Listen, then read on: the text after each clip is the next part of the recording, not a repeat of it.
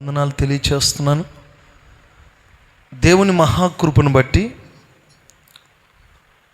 ఈ వరంగల్ ఉర్సు ప్రాంతంలో 7 దినాల ఉపవాస ప్రార్థనలు 2వ దినపు ముగింపులోనికి మనం వచ్చాం. ఈ దైవికమైన వాతావరణం లేక చాలామంది నశించిపోతూ ఆత్మ సంబంధమైన ఈవులు కోల్పోతున్న పరిస్థితిలో ఈ కాలంలో ఉన్న ప్రజలు, చిన్న మంద భయపడకు, యెహోవా మీకు రాజ్యం అనుగ్రహించాడు అని ఎందుకన్నాడో ఈ ఉపదేశాన్ని బట్టి మనం సంతోషించాలి. ఆ చిన్న మంద మనమే. ఎందుకో ప్రభు మనల్ని ప్రేమించి ఈ చిన్న మందగా ఉన్న మనల్ని సిగ్గుపరచక ఈ మందలో ఏ గొర్రె తప్పిపోకుండా ప్రతి గొర్రె దేవుని రాజ్యం వారసులుగా చేయాలని ఈ చిన్న మందగా ఉన్న ఈ మందతో విస్తారమైన ఆత్మీయ ఐశ్వర్యాన్ని, సంపదను మీకు తెచ్చిపెడుతున్నాడు. ఈ దినమున ఒక ప్రత్యేకమైన ఉపదేశాన్ని మీదుట పెడతాను. ఒక శ్రేష్టమైనటువంటి ఉపదేశం మనకు కలుగునుగాక. రేపు చివరి దినం.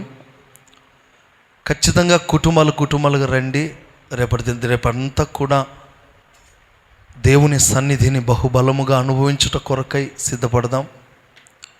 వరంగల్ విశ్వాసులు మిస్ కావద్దు. రేపు ఉదయకాలం, సాయంకాలం, రేపు చివరి సెక్షన్, రేపు సాయంకాలం చివరి సెక్షన్లో పరిశుద్ధాత్ముడు ఘనముగా మరి తన ఉపదేశం చేత నింపి మనతో మాట్లాడునుగాక. అయితే ఇంతటితో 3 రోజులు ముగింపని కాదు, దాన్ని కంటిన్యూస్గా ఫాస్టింగ్ ప్రేయర్స్ నడుస్తూ ఉంటాయి. ఆసక్తి, వాక్యం యొక్క ఆసక్తి కలిగిన వారు, ఆత్మలో తీవ్రత కలిగిన వారు రిస్క్ అనుకోకుండా, ఇబ్బంది అనుకోకుండా, కొంచెం ఆర్థికంగా ఇబ్బంది అనుకోకుండా ఖచ్చితంగా 4వ రోజు నుండి మీరు కంటిన్యూస్గా మీరు ఉర్సులో జరిగేటువంటి ఉపవాస ప్రార్థనలకు కంటిన్యూ వస్తే అది మీకు చాలా ఆశీర్వాదకరంగా ఉంటుందని నేను దైవజనునిగా మనసారా ఆహ్వానిస్తూ ఉన్నాను. ఖచ్చితంగా మీరు రావాలని ఆజ్ఞాపిస్తున్నాను. నేను మీకు ఆప్షన్ ఇవ్వట్లేదు, వీలుంటేనే రండి కాదు, వీలు చేసుకొని రండి అని చెప్తున్నాను.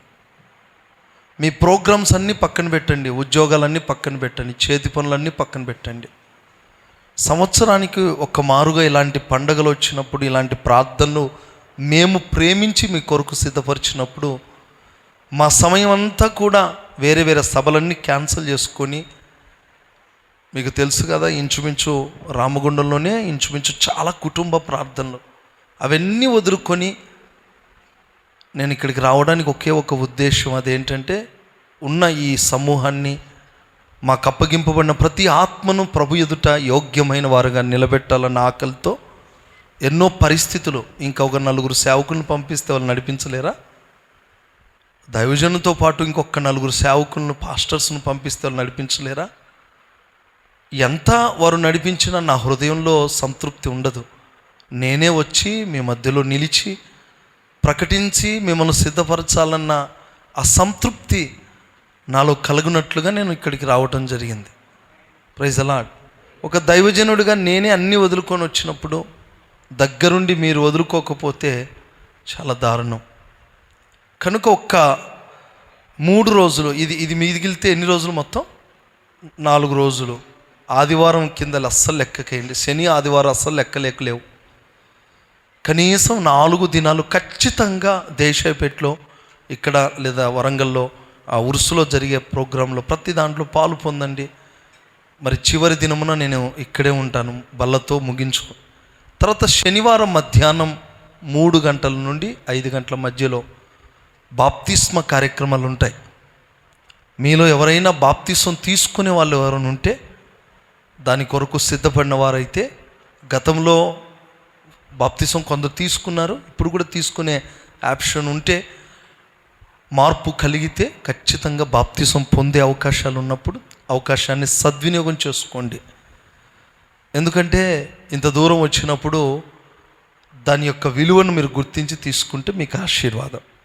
తర్వాత ప్రేమ విందుతో మనము ఉరుసులో మనము ఈ యొక్క ఉపవాస పండుగల ముగింపు. దానికి దీనికి వ్యత్యాసం ఏంటంటే ముగింపు అంతే వ్యత్యాసం. ఇక్కడ 3 రోజులు, అక్కడ 3 రోజులు. న్యాయంగానే ఉపవాసాలు ఉన్నాం, న్యాయంగానే ప్రార్థన చేస్తాం. ముగింపు మాత్రమే షిఫ్ట్ అయింది. దానికి కారణాలు ఎన్నో ఉన్నాయి, కానీ అవి చెప్పడానికి ఇప్పుడు అవకాశం లేదు. కానీ తర్వాత మనం అవసరం లేదు. దేవుని వాక్యంలోనికి మనం వెళ్దాం. దేవుడు మిమ్మల్ని అందరినీ దీవించునుగాక. మంచిది. ఈ సమయంలో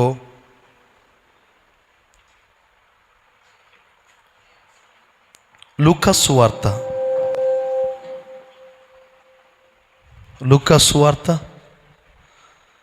మైకులు ఆన్లో ఉన్నప్పుడు ఇట్లా తిప్పుకొని నా వైపు తిప్పితే అట్లా ప్రాబ్లం అవుతుంది. లూకా సువార్త 18వ అధ్యాయము 18వ వచనం నుండి కొన్ని మాటలు మనం చదువుకుందాం.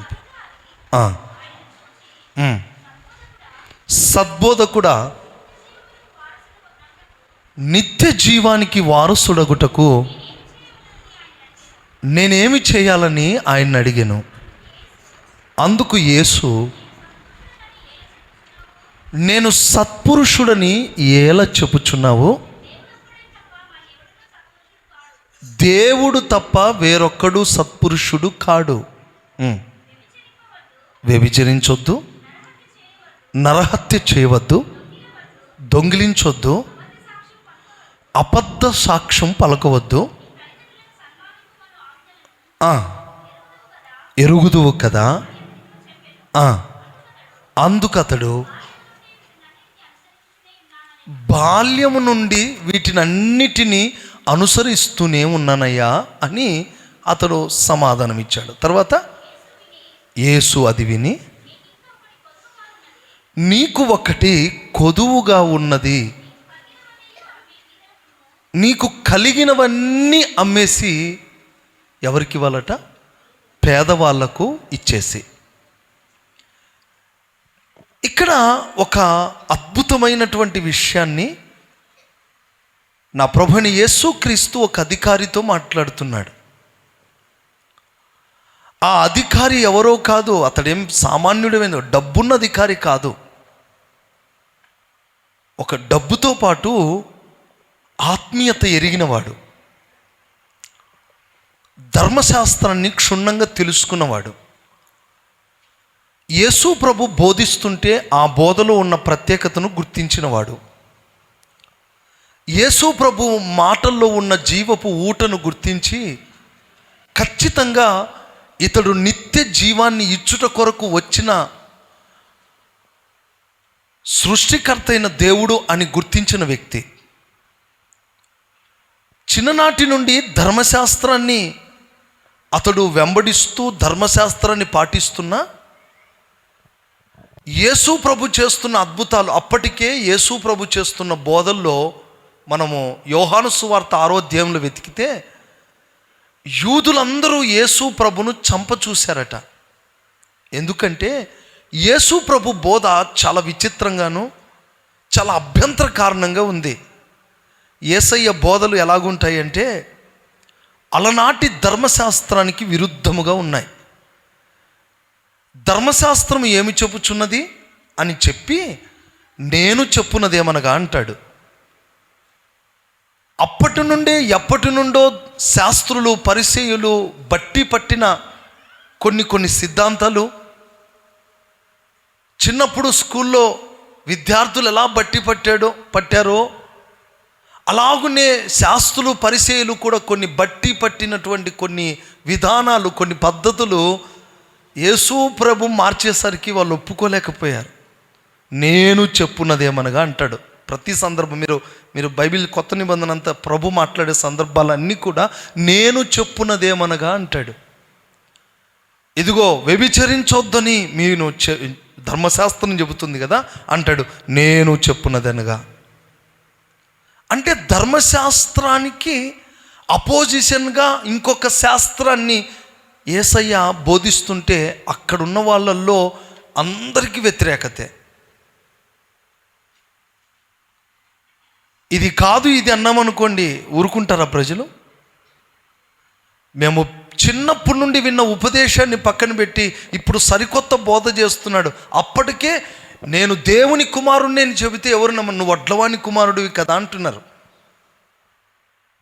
లేదయ్యా నేను దేవుని కుమారుణ్ణి, లేఖనము చెప్పబడినట్లు ఈ విధంగా నెరవేరింది అని అంటే ఎవరైనా ఊరుకున్నారా? పండ్లు కొరికారు, యేసును చంపజూశారు. ఏ చోట చూసినా, ఏ సందర్భంలో చూసినా యేసయ్య ఉపదేశానికి వ్యతిరేకమే. కానీ ధర్మశాస్త్రాన్ని ఈయన కూడా బోధించుంటే, ఓహో ఇతడు కూడా యూదుడే, ఇతడు ఒక ప్రవక్త, మన మధ్యలో ఒక ప్రవక్త అనవచ్చు. కానీ అంత వ్యతిరేకంగానే బోధించాడు కదా. ధర్మశాస్త్రాన్ని ఈజీగా సులువుగా కొట్టేస్తున్నాడు. విశ్రాంతిని పాటించట్లేదు. విశ్రాంతి దినమునే స్వస్థపరిచాడు యేసు ప్రభు. ఇవన్నీ చేస్తుంటే చాలా విచిత్రంగా అనిపించింది. ఇవన్నీ పక్కన పెడితే యేసు ప్రభు అన్నాడు, ఈ మందిరాన్ని పడగొట్టండి, నేను 3వ దినాన్ని లేపుతానన్నాడు. సో రేపు పిలాతు ఎదుట నిలబెట్టడానికి, చాలా యూదులే పిలాతు దగ్గర నిలబెట్టడానికి మతపరమైన కేసులు వేశారు. రాజకీయపరమైన కేసులు ఉన్నాయి, మత సంబంధమైన కేసులు ఉన్నాయి. అంటే యేసు ప్రభు బోధించిన ప్రతి బోధకు ప్రతి ఒక్కడు కేసులు వేసుకుంటూ వచ్చాడు. నువ్వు ఇట్లా చెప్పావు. అలనాటు రాజులకు కలవరం పుట్టింది యేసయ్య బోధ, అలనాడు శాస్త్రులకు కలవరం పుట్టింది యేసయ్య బోధ. నేను ఒక మాట చెప్పనా, యేసయ్య బోధ దయ్యాలకు ఖచ్చితంగా కలవరం పుడుతుంది. ఆమేన్. దాన్ని అనుసరించి వాళ్ళకే నిత్య జీవం కలుగుతుంది. మిగతా వారందరికీ కలవరమే. లోకంలో యేసయ్యను గురించి ఎవరైనా ప్రకటిస్తే వారి హృదయంలో ఉన్న పాపము, వారి హృదయంలో ఉన్న దయ్యములు కలవరం పుట్టిస్తాయి. కానీ యేసును ఒప్పుకున్న వాళ్ళకు నిత్య జీవాన్ని కలగజేస్తాయి. ఇంత భయంకరమైన పోరాటాల మధ్యలో ఒక అధికారి అని రాస్తుంది. అధికారి కంటే డబ్బులున్నాయా? ఆస్తులు ఉన్నట్టుగా, సంపద ఉన్నట్టుగా. ఒక సంపద ఉన్నోడికి నిత్య జీవానికి కూర్చున్న అవకాశం ఉంటుందా? అందులో ధర్మశాస్త్రాన్ని వెంబడిస్తున్న వ్యక్తికి సంపద ఉంది. సరే, ధర్మశాస్త్రాన్ని వెంబడిస్తూ పేదోడు అనుకోండి, 4 మాటలు చెప్పి కాస్త స్కీములు పెట్టో లేకపోతే స్కామ్ చేయొచ్చు. కానీ అట్లా లేదే. ఒక అధికారి వచ్చి అడుగుతున్నాడు యేసు ప్రభు. చాలా విచిత్రం ఏంటంటే, ఒక అధికారి ధర్మశాస్త్రాన్ని ఎరిగినవాడు యేసు దగ్గరికి వచ్చి, అయ్యా నిత్య జీవం కావాలనుకుంటున్నాను అంటే, మరి నిత్య జీవం నేను ఇస్తానని గ్యారెంటీ ఏంటి? నువ్వు సత్పురుషుడవి, నువ్వు యుగ పురుషుడవి, నువ్వే నిత్య జీవం ఇస్తావు. ధర్మశాస్త్రాన్ని అంత ఫాలో అవుతున్న వ్యక్తి, ఒక అధికారి యేసు దగ్గరికి వస్తే, నిత్య జీవం నాకు కావాలంటే ఆజ్ఞలు పాటిస్తున్నావా అంటే, భలే ఉన్నావు ప్రభా, అవి చిన్నప్పటి నుండే పాటిస్తున్నాను. అప్పుడు ప్రభు స్టేట్మెంట్ ఏంటి తెలుసా? ఓకే, యు ఆర్ గుడ్, నువ్వు చాలా మంచోడివి, కానీ నీకొకటి. అందరూ చెప్పండి, నీకొకటి. ఇప్పుడు చెప్పండి, ధర్మశాస్త్రాన్ని ఫాలో అవుతున్నా ఓకే, నువ్వు ఒక విషయంలో తప్పిపోయావని చెప్పాడు దేవుడు.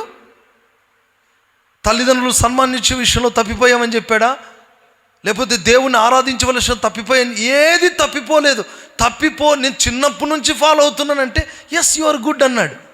నువ్వు చాలా మంచోడివి, ఇందులో చాలా తప్పులు జరిగాయి అని చెప్పొచ్చుగా? చెప్పలేదు. అంటే అన్నీ ఓకే, కానీ నీకొకటి కొదువుగా ఉంది అని చెప్పాడు. ఏంటి ప్రభు అంటే, ఇప్పుడు నీకు అన్నీ తెలుసు కదా, నిత్య జీవం కావాలంటే నీకు కలిగినవి ఏం చేయాలట? అమ్మి ఎవరికి ఇమ్మన్నాడు? బీదలు అంటే లేనివారు, బీదలు అంటే కరువులో ఉన్నవారు, బీదలు అంటే ఆకలితో ఉన్నవారు. నీకు కలిగినది ఇంకెవరికి ఇస్తావు? అంటే నీకు కలిగిన సంపద ఏదైతే ఉందో దానిని ఎవరికి ఇమ్మన్నాడు? బీదలకి ఇమ్మన్నాడు. ఇదేంటి ప్రభువా, భలే ఉన్నావు, అన్నీ బాగున్నాయి, కానీ నీకొకటి కొదువుగా ఉంది. రేపు మనం అందరము నిత్య జీవం కావాలనే ఆశ అందరికీ ఉంది. ఇక్కడున్న మీలో ఎవరికి నిత్య జీవం కావాలని అంటే ఏమంటారు మీరు? అమ్మ, మిమ్మల్ని అందరిని అడుగుతున్న, మీలో నిత్య జీవం ఎంతమంది కావాలి? వామ్మో, ఇది నాన్న చేతులు ఎత్తండి మీరు. కొంతమందికి ఏదో మా మీద పెడతారనుకుంటే, ఏం పెట్టనండి, లిటికేషన్ ఏం పెట్టేది లేదు. నిత్య జీవం కావాలనుకున్న వాళ్ళు చేతులు ఎత్తండి. వరే నాయన చేతులు ఎత్తండి, ఉట్టిగా చేతులు ఎత్తండి, నేనేమనంలే. ఓకే, నిత్య జీవం కావాలనే ఆశ అందరికీ ఉంది. కానీ మన కొదువులన్నీ తొలగితేనే నిత్య జీవం. చప్పట్లు కొట్టండి. Praise the lord. నీకేం కొదువు ఉంది, ఏది అడ్డుంది అంటే, వాస్తవానికి ధర్మశాస్త్రము అంత క్షుణ్ణంగా ఎరిగిన వాడికి ఇక గర్వం ఏం పనిచేయదు, అధికార మదం ఏం పనిచేయలేదు. ఒకవేళ అధికార మదం ఉంటే ఎక్కడుండేవాడు చెప్పండి? ఎక్కడుండేవాడు? నాకు అధికారం ఉంది అని శాస్త్రులతో కలిసిపోయేవాడు. కానీ ఒకటి ఏంటంటే, నువ్వు దానిని తీసుకొచ్చి అమ్మి ఇచ్చేయి అన్నాడు. వాస్తవం ఏం చెప్పాలంటే, నువ్వు పరలోక రాజ్యం కావాలంటే, ఆ నిత్య జీవం కావాలంటే, ఆ నిత్య జీవానికి వ్యతిరేకంగా నీ జీవితంలో ఆ జీవం పొందకుండా అడ్డుగా ఉన్నది ఉంది చూడండి, అది ఇచ్చేయమన్నాడు వేరే వాళ్ళకి. అంటే నీకు కలిగిన దాన్ని వేరే వాళ్ళకి ఇచ్చేయమన్నాడు. మరి నా పరిస్థితి ఏంటి? నీకు కలిగింది ఇస్తే నీకు వచ్చే లాభం నాకేంటి ప్రభు లాభం అంటే, ప్రభు అన్నాడు, నువ్వు అది ఇస్తే నీకు నిత్య జీవం ఇస్తా. ప్రైజ్ గాడ్, హల్లెలూయా. ఇంకో మాట చెప్పన్నా, ఇక్కడ ధనము అనే పాయింట్ పక్కన పెడితే, ప్రభు మీ మధ్యలోకి వచ్చి, అయ్యా మాకు నిత్య జీవం కావాలయ్యా అంటే, మీకు ఒకటి కొదువుగా ఉంది, అది వేరే వాళ్ళకి ఇచ్చేయమంటే ఇచ్చేస్తారా?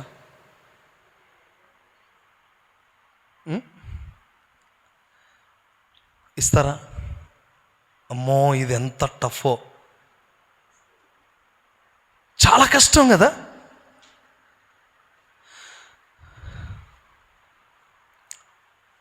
నాకు ఆశ్చర్యకరమైన సంగతి ఏంటంటే, 99 సంవత్సరాల తర్వాత లేక ఒక కుమారుణ్ణి పుట్టినప్పుడు అల్లారు ముద్దుగా పెంచుకుంటున్న శారమ్మ దగ్గరకు వచ్చి, అమ్మాయి మన బాబును పలానా చోటుకి తీసుకెళ్తాను చెప్పకుండా ఆ బాబుని తీసుకొని ఆ మోరియా కొండల్లో ఒక కొండ దగ్గర తీసుకెళ్ళిపోయి బలి అర్పిస్తున్నప్పుడు, అబ్రహాంకి ఏం తక్కువ చెప్పండి గట్టిగా? డబ్బు లేదా? ఇస్సాకు పుట్టకముందే ధనవంతుడు. నీకు 14వ అధ్యాయంలోకి వచ్చేసరికి, అమ్మో ఇంటి నిండా సైన్యం, ఇంటి నిండా బలం. ఇంట పుట్టి అలవరచబడ్డవారు 318 మంది. అంటే ట్రైనింగ్ అయిపోయిన వాళ్ళు 18 మంది, 318. ఇంకా ట్రైనింగ్ అవుతున్న వాళ్ళు చాలామంది ఉన్నారు. ఇలా అన్నీ ఉన్న అబ్రహాముకి ఏదైనా ఆలోచన కలుగుతుందా అంటే, నీకు అన్నీ ఉన్నాయి కదా అంటే, అవును ప్రభు అన్నీ ఉన్నాయి, మరి అయితే నీ కొడుకునిచ్చే అన్నాడు. మరి బాగున్నావు ప్రభు, నా భార్యను అడిగిస్తానన్నాడా? చెప్పాలి. నా భార్య ఫీల్ అవుతుంది ప్రభా, లేక 100 సంవత్సరాల తర్వాత పుట్టింది. ఒక మాట చెప్పనా, మనకు కలిగినవన్నీ ఎవరిచ్చినవి? అందరు చెప్పాలి. ఈ బలం ఎవరిచ్చారు? ధనం ఎవరిచ్చారు? సంపద సృష్టించేది ఎవరు? చంద్రబాబు నాయుడు కాదు. స్తోత్రం కలుగును గాక. సంపదల గని మన ప్రభుని యేసుక్రీస్తే. మనకు రూపం ఇచ్చిన వాడు ఆయనే, మన కొరకు ప్రాణం ఇచ్చిన వాడు ఆయనే, సమస్తం ఇచ్చింది ఎవరు? ఆయనే. ఆయన ఏమడుగుతున్నాడు? నీకిచ్చిన దాంట్లో వేరే వాళ్ళకి ఇచ్చేయి అంటున్నాడు. కొన్నిసార్లు మన జీవితంలో కొన్ని కావాలి అనుకుంటే కొన్నిటిని మనం కోల్పోవాలి. ఈ ఉపదేశం ఎవ్వరు ఒప్పుకోరు, సాధారణంగా ఒప్పుకోరు. అయ్యా నాకు నిత్య జీవం కావాలంటే నీకు ఒకటి కొదువుగా ఉంది. ఏంట కొదువు అంటే, నీకు కలిగిన దాన్ని ఎవరికి ఇవ్వాలి? బీదలకు ఇవ్వు అన్నాడు. అంటే అర్థం ఏంటో తెలుసా? నువ్వు పరలోకం వెళ్ళకుండా అడ్డగించేది ఏంటి? నీకు నిత్య జీవం మీద ఆశ ఉంది, ఇచ్చేది నువ్వేం తెలుసు. ధర్మశాస్త్రం ఎరిగిన వాడు, దేనికి ఎందుకు లోటు? సమస్తమును కలిగి ఉన్నావు, ఆయనే ఇస్తాడన్న విశ్వాసం నీకున్నప్పుడు ఎందుకు వదులుకోలేకపోతున్నాం మనం? ఇక్కడ ప్రభు నేర్పించేది ఏంటంటే, మీ దగ్గర ఉన్న డబ్బులు, ధనము, ఆస్తులు ఇమ్మని కాదు పాయింట్. కొన్ని సందర్భాల్లో దేవుడు మనల్ని విడిచిపెట్టమన్నప్పుడు, ఇవ్వమన్నప్పుడు, వదులుకోమన్నప్పుడు ఆ త్యాగ సంబంధమైన మనసు, వదులుకున్న తర్వాత రెట్టింపిచ్చేది తర్వాత. యోబు వదులుకున్న తర్వాత ఏం చేశాడు దేవుడు? బిడ్డలను తీసుకెళ్తానంటే 2 అంతలు ఇచ్చాడు. అబ్రహాం వదులుకున్న తర్వాత ఏమిచ్చాడు? రెండంతలు, అన్ని రెండంతలే. వదులుకున్న వాళ్ళకి ఏది తక్కువ చేయలేదు, కానీ వదులుకోవడానికి ప్రయత్నం చేయలేదే, దాన్ని చూశాడు. నీకు ఆ మనసే లేదు, వదులుకుందామన్న మనస్సు లేదు. నేను ఒక్కటే మాట చెప్తాను, ప్రభు కొరకు కొన్ని వదులుకునే మనస్సు, విడిచిపెట్టే మనస్సు లేకపోతే అది కొదువుగా ఉంది. కొన్ని విడిచిపెట్టలేము మనం. అది ఏదైనా కావచ్చు. నీ సంతోషాన్ని కొన్నిసార్లు విడిచిపెట్టలేవు, నీ సంపాదనను కొన్నిసార్లు విడిచిపెట్టలేవు. కొన్నిసార్లు కొన్ని ఆదివారాలకు మనుగురులో నేను పరిచయం చేస్తున్నప్పుడు ఇద్దరు ఉండేవాళ్ళండి. ఆ ఇద్దరు మస్టర్ అంటే 3000 ఆదివారం రోజున 3000 వస్తుంది. మస్టర్ అంటే ఐడియా ఉందా? ఓకేనా? ఆ రోజు జాబ్ చేస్తే 3000, నెలకు 12,000. ఇప్పుడు మస్టర్ ఎంత తెలుసా? 7-8,000 ఉంది. కానీ కొందరు ఏం చేస్తారంటే అది నువ్వు వదులుకోలేరు. నిత్య జీవం కావాలి, కానీ సమయాన్ని అంటే కొన్ని మనం సంపాదించాలంటే కొన్ని వదులుకునే మనస్సు నీకు లేకపోతే ఖచ్చితంగా నిత్య జీవాన్ని కోల్పోతావు. అది నీ జీవితానికి నష్టం కలుగుతుంది. డెప్త్లో ఆలోచించండి ఉపదేశాన్ని. కొన్నిసార్లు మనది వేరే వాళ్ళకి ఇవ్వమంటే ఒప్పుకుంటామా? మనది భూమిలో కలిసిపోయినా ఒప్పుకుంటాం, కానీ మనది వేరే వాళ్ళ దగ్గరికి వెళ్ళకూడదు. అలా మామూలుగా సాధారణంగా ఫ్రిడ్జ్లో పడి నశించిపోయినా పర్లేదు, కుళ్ళిపోయినా పర్లేదు, కానీ వేరే వాళ్ళకి పెట్టడానికి ఇష్టం ఉండదు. జనరల్గా చెప్తున్నాను ఈ పదాలన్నీ. నీ నవ్వును దేవునికి ఇవ్వగలవా? నీ ఆనందకరమైన జీవితాన్ని ఒక్కోసారి నువ్వు ప్రభు లోకంలో బ్రతికే ఆ కొద్దిపాటి జీవితాన్ని ప్రభు సన్నిధి ఖర్చు పెట్టగలవా? అంటే నీ హృదయం దేనినైనా ప్రభుకి ఇవ్వగలిగిన హృదయం లేకపోతే అది నీకు కొదువుగా ఉంది. అన్నీ తెలుసు, నీకు వాక్యం తెలుసు, ఉపదేశం తెలుసు, ధర్మశాస్త్ర సంగతులు తెలుసు, ఎలా పాటించాలో తెలుసు, నిత్యజీవం ఎవడిస్తాడో కూడా తెలుసు. మరి ఆ ప్రభు దగ్గర ఎందుకు నీకు కొదువుగా ఉంది? ఇక్కడ మనం గమనించాల్సింది ఒక్కటే, త్యాగము మనస్సు మనకు లేకపోతే మనము నిత్య జీవాన్ని పొందుకోలేము. కొన్ని ప్రభు ఇవ్వమని అడిగినప్పుడు వెంటనే ప్రభుకు ఇవ్వాలి. అది ధనము అని నేను చెప్పట్లేదు. ఒక్కొక్కసారి అబ్రహామును అడిగినట్లుగా నీ కుమారుని అడిగితే నువ్వు ఇవ్వగలవా? నీ కుమార్తెను అడిగితే నువ్వు ఇవ్వగలవా? ఇప్పటివరకు చాలు, ఇక నీ జీవితం ఇక మీదట నా కొరకే బ్రతకమని చెప్పినప్పుడు నీ జీవితాన్ని దేవునికి ఇవ్వగలవా? ఇక్కడ డబ్బు అనేది ముఖ్యం కాదు దేవునికి, నీ మనస్సు ముఖ్యం, త్యాగ మనస్సు ముఖ్యం. కొంతమందికి అన్నీ ఉంటాయి, ఏముండదు చెప్పాలి? త్యాగము చేసుకునే మనస్సు ఉండదు, ప్రతిష్ఠించుకునే మనస్సు ఉండదు. నేను ఒక సేవకునికి ఒకరోజు ఒక వస్తువు ఇచ్చాను. నాకు అవసరం పడి నేను ఒక్కటే రోజు ఆ వస్తువుని అడిగా. ఆయన దాచిపెట్టుకుని నేను ఇవ్వను అన్నాడు. ఇచ్చింది ఎవరు? నేనే. అదేంటి? అవి లేవని దాచిపెట్టారండి. కానీ ఇది ఇచ్చింది ఎవరు? అన్ననే కదా. అన్నకి ఇస్తే మంచిది ఇస్తాడన్న ఆలోచన వాళ్ళకి దాచిపెట్టుకున్నారు. నాకు అదే విచిత్రం అనిపించింది. నాకు అర్థమైంది, రాహేల్ ఆత్మ ఎక్కడో లేదు, ఇక్కడే ఉందిరా బాబు అనుకున్నా. స్తోత్రం కలుగును కాక. ఇప్పుడు రాహేల్కి ఏం తక్కువ?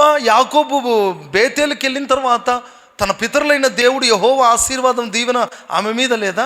ఆ చిన్న విగ్రహాన్ని పట్టుకొని వచ్చింది. అసలు అన్ని యాకోబుకు సమృద్ధి కదా, ఆ చిన్న విగ్రహాన్ని ఎందుకు పట్టుకొని రావాలి? అది ఏ బుద్ధి అంటే పుట్టుకతో వచ్చిన బుద్ధి, దొంగ బుద్ధి. రాహేలు దొంగ, యాకోబు మోసగాడు. కానీ వీళ్ళిద్దరు కలిసి నీతిమంతుడు పరిశుద్ధుడు పుట్టాడు. అది సంతోషం. యోసేపు. ఆమెన్ చెప్పు గట్టిగా. అంటే కొన్ని సందర్భాల్లో మన స్వభావాలు పరీక్షించబడతాయి. ప్రభు మనకిస్తాడా లేదా? నా నిత్య జీవం కావాలంటే ఒకటిని ఇచ్చేయాలి ప్రభు కొరకు. కొన్ని ఇవ్వాల్సిందే. మన లైఫ్లో కొన్ని పార్ట్స్, కొన్ని జీవితాలు ప్రభుకు సమర్పించాల్సిందే. నా కొరకు ఏదైనా ఇవ్వగలరా అని అడిగితే, ప్రభు నీకంటే ఎక్కువ నాన్న మనం ఇస్తే ఆయన మనలో మనకి చెప్పండి గట్టిగా ఇస్తాడా లేదా? హల్లెలూయా.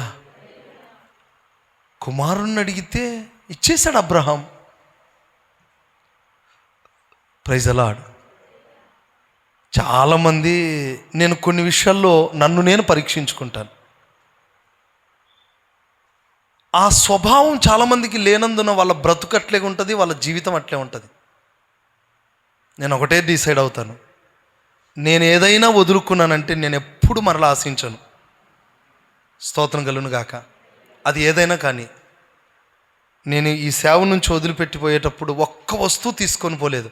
అన్నీ ఈ సేవకు, ఇక్కడున్న దైవజనుడు వాడాలి, ఇక్కడున్న సేవకురాలు వాడాలి. నా పుస్తకాలు తప్ప, నా పుస్తకాలు, నా డ్రెస్సులు అన్నీ కొన్ని కూడా వదిలేసిపోయాను. అన్నీ వదిలేసిపోయాం.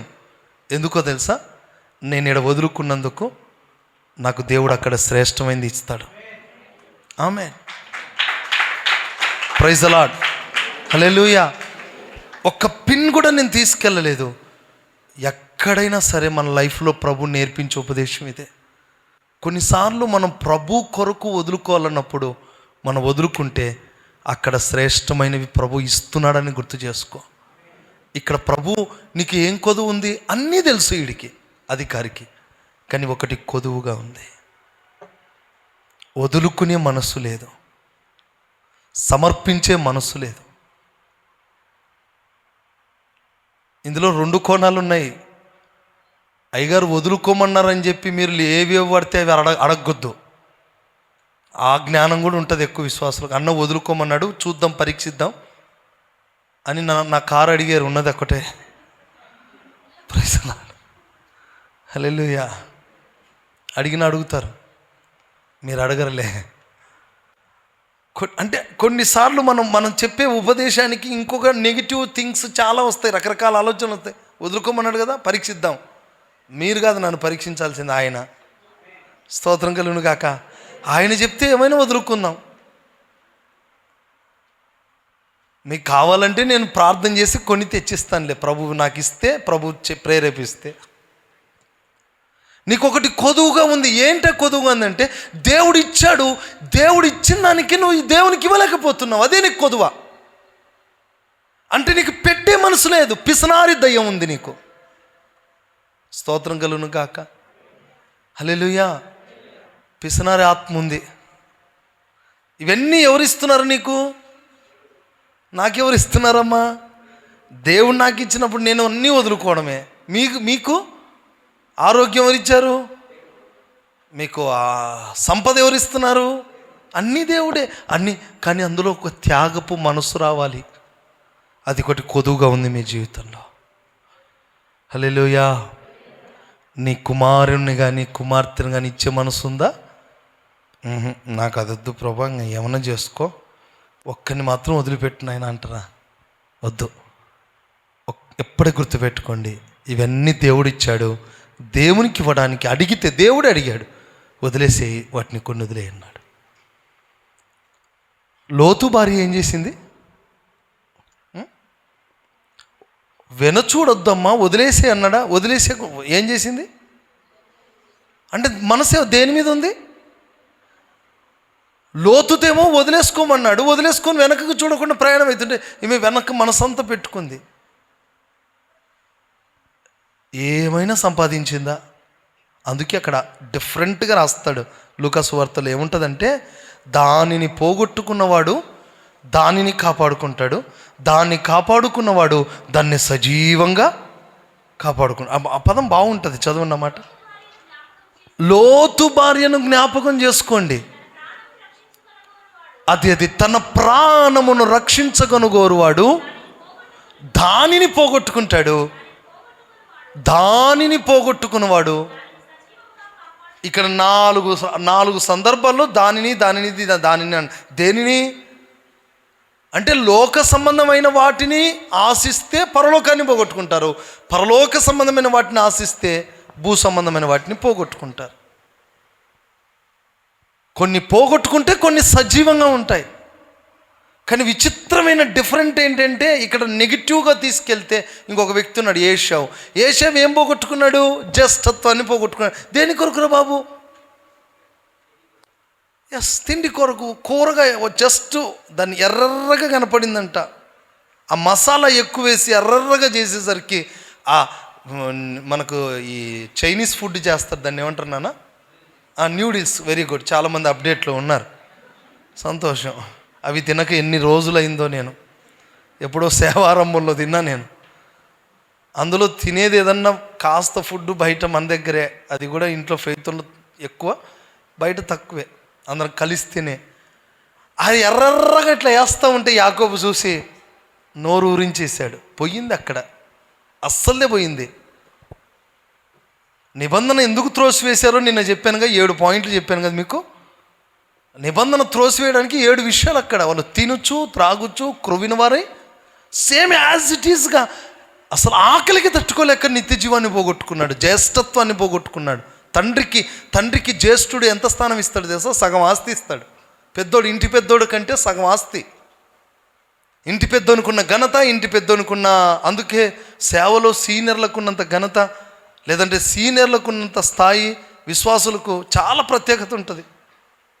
పాస్టర్ గారి యొక్క భారం, పాస్టర్ గారి యొక్క సిస్టర్స్ భారాలన్నీ ఎక్కువగా పాత విశ్వాసులు ఎక్కువ భరిస్తూ ఉంటారు. వాళ్ళు ఎందుకంటే కళ్ళు ముందు చూసిన వాళ్ళు కనుక. వీళ్ళు జ్యేష్ఠులు, ఇంటికి పెద్ద కూతుర్లు, పెద్ద కొడుకులు. వాళ్ళకున్న స్థానం ఎవ్వరికి ఇవ్వరండి. పాస్టర్ గారి తర్వాత స్థానము సంఘంలో జ్యేష్ఠులకే. ఆమేన్. వాళ్ళ స్థానం ప్రత్యేకమైంది. జ్యేష్ఠుల స్థానాన్ని పోగొట్టుకున్నాడు. ఈ దేనికి రా బాబు అంటే జస్ట్ ఫుడ్ కొరకు తనకిచ్చే ఆశీర్వాదాన్ని పోగొట్టుకున్నాడు. 2 దఫాలు అట్టే పోగొట్టుకున్నాడు. ఎంత దారుణం కదా. ఒక పూట కూటి కొరకు ఎన్ని ఆరాధనలు పోగొట్టుకోవట్లేదు నువ్వు? బ్రతకడానికే కదా ఇదంతా. ఒక్క పూట కూటి కొరకు మహిమగల ఆరాధనను పోగొట్టుకున్నావు, మహిమగల ఉపదేశాలను పోగొట్టుకున్నావు. ఎన్ని శ్రేష్టమైన ఉపదేశాలు పోగొట్టుకున్నావు. అలాంటి కూటాలు ఎన్ని ఎగ్గొట్టామో మన లైఫ్లో. ఒక్కటే చెప్తున్నాను, మనకోటి కొదువుగా ఉంది. దేవుడు మనకు అన్నీ ఇచ్చాడు, ఉపదేశం ఇచ్చాడు, కానీ కొన్ని వదులుకోవాలి, కొన్ని త్యాగం చేయాలన్నప్పుడు ఆ త్యాగ మనస్సు మనకు రావాలి. ప్రైజ్ అలాడ్. ఇంకొక ఎగ్జాంపుల్ చెప్పనా? దానికి ఎగ్జాంపుల్ ఏంటంటే, ఎస్తేరుకు అన్నీ ఇవ్వబడ్డాయి. రాజ్యం ఉందా, సూసాను కోట ఉందా, చుట్టూ చెలికత్తలు ఉన్నారా, ఆస్తి ఉందా, కిరీటం ఉందా? అంటండి, తల్లిదండ్రులు లేరు. అనాథ అమ్మాయిని తీసుకొచ్చి సూసాను కోట్లో పెట్టాడు దేవుడు. పెడితే కిరీటం వచ్చేసింది, చెలికత్తలు ఎక్కువైపోయారు, ఎటు చూసిన శాసనం ఎక్కువైపోయింది, అన్నీ ఉన్నాయి. కానీ ఏం కొదువైందంటే తెగింపు కొదువైంది. అందుకే మొర్దెకై వచ్చి ఏమన్నాడు తెలుసా? నువ్వు సింహాసనం మీద ఉండి రాణిగా పంపబడ్డావు. దేనికి పంపబడ్డావు? ఇక్కడికి. నువ్వు ఇక్కడికి వచ్చిన ఉద్దేశం ఏంటి? అది మర్చిపోయావు. ఆ ఉద్దేశం మర్చిపోయావు. అన్నీ బాగానే ఉన్నాయి, నీకు పేరుంది, పలుకుబడి వచ్చింది, కిరీటం పెట్టుకున్నావు, ఇప్పుడు చుట్టూ చెలికత్తెలు ఉన్నారు, ఎట్టు చూసినా నీకు రాజసం ఉంది. కానీ ఎస్తేర్, నీకు ఒకటి కొదువైంది. ఏమిటదంటే, ఒకవైపు యూదులు నశించిపోతుంటే వారి కొరకైన తెగింపు నీలో కనబడట్లేదు. ఆ కొదువను తీర్చాడు మొర్దెకై, వెంటనే తెగించేసింది. ఆమేన్. ప్రియులరా, అన్నీ సమృద్ధిగా ఉన్నాయి, కానీ కొదువైంది ఏంటో తెలుసా? తెగింపు రావట్లేదు. స్తోత్రం కలుగును గాక. ఆమేన్. నీకు కావలసిన ఆశీర్వాదాలు దేవుడు నీకు ఇచ్చాడు. ఆమేన్ చెప్పు గట్టిగా. నిన్ను కంచగల తోటలో పెట్టాడు. హల్లెలూయా. ఎటు చూసిన దూతల సమూహంతో దేవుడు నిన్ను నింపాడు. ఆమేన్. ఎటు పోయిన కాపుదల, ఎటు పోయిన క్షేమం. నిన్ను పిలిచింది ఈ కోటలోకి ఎందుకు అంటే, ఆశీర్వాదాలతోనూ ఏదో సంతోషముతో సంపాదనతో తృప్తి పడ్డానికి కాదు, నశించిపోతున్న ఆత్మల కొరకైన తెగింపు, ఆ ఉపవాసాలు, ఆ ప్రార్థనలు చేయటానికి, నీలో తెగింపు రావటానికే, ఆ కొదువ తీర్చబడ్డానికి. అన్నీ ఉన్నాయి ఎస్తేరుకు, కానీ ఒకటి కొదువు ఉంది. ఏంటా కొదువు అంటే, తెగింపు లేదు. సుఖానికి అలవాటు పడిపోయింది ఎస్తేరు, నిద్రకు అలవాటు పడిపోయింది. నశించిపోతున్న యూదుల గురించి కానీ, బంధువుల గురించి కానీ, తన వారి గురించి కానీ, మొర్దెకై గురించిన ఆలోచన చింత లేకుండా సుఖానికి అలవాటు పడ్డారు. సుఖానికి కోటలో ఉంది, కోటలో సమృద్ధి, చుట్టూ చెలికత్తలు ఎక్కువైపోయారు. ఎటు చూసినా పనివారు లేచారు, ఎటు చూసినా సమృద్ధి. ఇంకేం కొదువ చెప్పు? ఇటు చూస్తే సహాయం చేసేవాళ్ళు, ఇటు చూస్తే సహాయం చేసేవాళ్ళు. ఈ కాలంలో పోల్చుకుంటే ఇటు తిప్పితే వేడి నీళ్ళు, ఇటు తిప్పితే చల్ల నీళ్ళు, బట్టలు ఉతికేవాళ్ళు, వెంటపడి మనకు సహాయం చేసేవాళ్ళు. ఏం కొదువ అంటే అన్నీ ఉన్నాయి. ఏం కొదువరా అంటే సుఖం ఎక్కువైపోయి తెగింపు లేకుండా పోయింది. ఈ దినాల్లో సంఘం కూడా అంతే. మీకు ఏం కావాలో అన్నీ ఇచ్చాడు, కోటలో సమృద్ధి ఉన్నాయి, కానీ తెగింపు లేదు, ఆత్మల కొరకైన త్యాగం లేదు. ఉపవాసం 3 రోజులు అంటే 3 పూటలు తినే దరిద్రం వచ్చేసింది మనకు. ఇంతకు 3 రోజులు ఉపవాసం ఉన్న వాళ్ళు చేతులు ఎత్తండి. నువ్వు లేవా దేవకి? మరి ఎత్తమన్నప్పుడు నువ్వు కూడా ఎత్తాలిగా. సరే 7 రోజులు, వెరీ గుడ్, కంటిన్యూస్గా. బ్రదర్స్ ఎన్ని రోజు? 3 ధన్యుడు. ఇంకా 1 2 ఉండాలి కదా ఉపవాసాలు, చంపుకోవాలి కదా, మన శరీరాన్ని నలగొట్టుకోవాలి కదా.